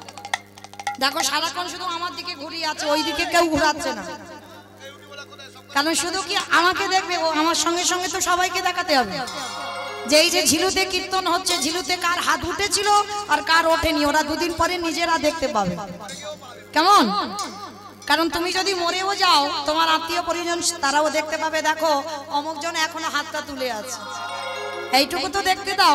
কই সবাই দেখে তোলো, ক্যামেরাগুলো ঘোরাও একবার দেখি। বাম কোথায় গেলে? সে কোথায় ঘুমাতে গেছে দেখ। পরিবার সবাই একসঙ্গে কেমন একটু ক্যামেরাটা ঘোরাবে। কপিল সবাই একসঙ্গে তাহলে একসঙ্গে বলবে গৌর সুন্দরী কি জয়, নবদ্বীপের ধামে কি জয়, সচির নন্দনে কি জয়, বিষ্ণু প্রিয়া কি জয়, নিতাই চাঁদ কি জয়, ভক্তবৃন্দ কি জয়, হরিবাসর ধাম কি জয়, সাধু গুরু বৈষ্ণব কি জয়, আপন আপন গুরু চরণ কি জয়, নায়ক বাবু কি জয়, হরিনাম যজ্ঞ কি জয়, আজকের আনন্দ কি জয়, নিতাই গৌর প্রেম। বেশ, আমার হাতটা একটু ব্যথা করলো না, কিন্তু কাজ হলো। এই যে একাদশী যারা করেছেন তাদেরও হলো তো, আর যারা করেননি তাদেরও হলো। এই যে আজকে আপনারা জানেন তো বিজয়া একাদশী, আর এই একাদশীর উপবাস করেছিল কে? রঘুপতি রামচন্দ্র। তো চলেন আজকের একাদশী তিথিতে বাবা যারা করেছেন পূর্ণ, যারা করেননি তাদেরও পূর্ণ। তো চলো আমরা সবাই একটা ভজন গাইতে গাইতে বিষয়ে যাই একটু। কিংবা একটা ভজন হবে তো, কই একটু উলুধ্বনি দাও। রাখালি রাজা বনে দিরে কোথায় বৃন্দাবন,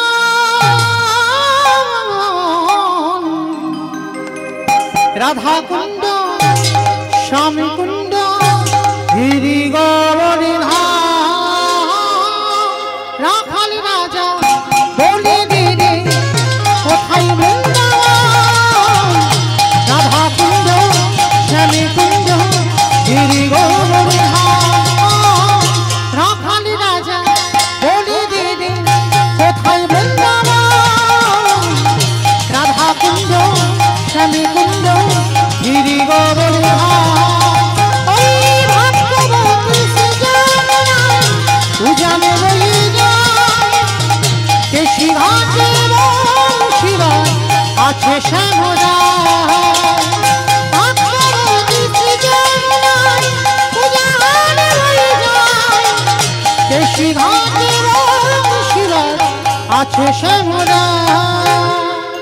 বাবা আমি আর আমার সম্প্রদায় যাচ্ছি, আর কেউ যাচ্ছি না, সবাই যাচ্ছি। যারা যারা যাচ্ছে আর একবার এই কান মুলে বলছি মা কালী দিব্যি, আর বলবো না বাবা, এইবারটা শেষ। সবাই দেখে একবার হাত দুটো তোলো, আর একবার সবাই তালে তালে করো তালি কেমন। ক্যামেরা ধরো। ভাগ্যবতী সুজানা উজানে বয়ে যায়, কেশি ঘাটে শিরা আছে শ্যামরা, ভক্তবতী সুজানা উজানে বয়ে যায়, কেশি ঘাটে শিরা আছে শ্যামরা। বাঁশুরি বাজাই রে কাহলা, বাঁশুরি বাজাই, বাঁশি শুনি রাধা রানী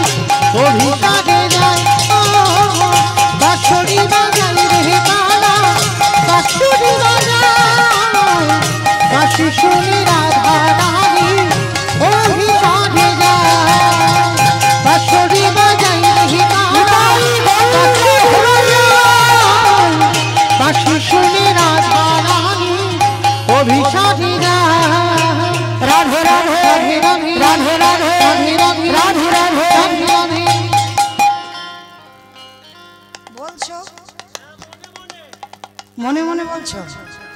একটু জোরে জোরে বলতে হবে। হরি বল। ও মায়েরা, যারা সকাল থেকে আমরা কৃষ্ণ নাম করছি জানা হবে, এই রাধা শব্দটা একবার উচ্চারণ করলে তার 1000 গুণ পূর্ণ। তোলো দেখি হাত সবাই। জয় জয় রাধে রাধে রাধে राधे राधे वृंदावन में गोवर्धन में भुवन में गली गली में शान गली में मन गली में दर्शना में राधा कुंड में श्याम कुंड में हरिद्वार में प्रेम से बोलो जोर से बोलो आके बिहारी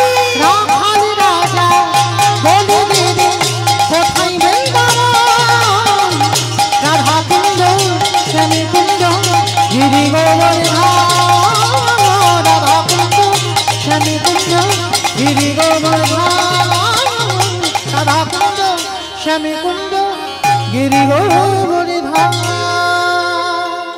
प्रेम से बोलो राधा रानी की। আমা কেউ জয় বললে বলেছো? এ তো রাস্তার উপরে উঠছে না।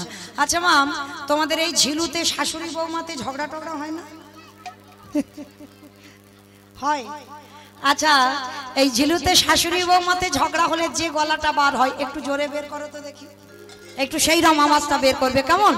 বলো রাধা রানী কি। তার মানে ঝগড়া হয়। বৃন্দাবনেশ্বরী কি, যমুনা মাইয়া কি, নন্দগাম কি, মোচাগাম কি, বর্ষানাম কি, ভক্তবৃন্দ কি, হরিবাসর ধাম কি, সাধু গুরু বৈষ্ণব কি, আপন আপন গুরুচরণ কি, নায়ক বাবু কি, হরিনাম যজ্ঞ কি, আজকের আনন্দ কি, নিতাই গৌর প্রেমানন্দে। চলুন আজকের আমরা যাই একটু বিষয়। তবে আমার ইচ্ছা নয়, আমার বাবা নিমন্ত্রিত করে এনেছেন, ওনার আদেশ শিরোধার্য করে লীলা আস্বাদন হবে।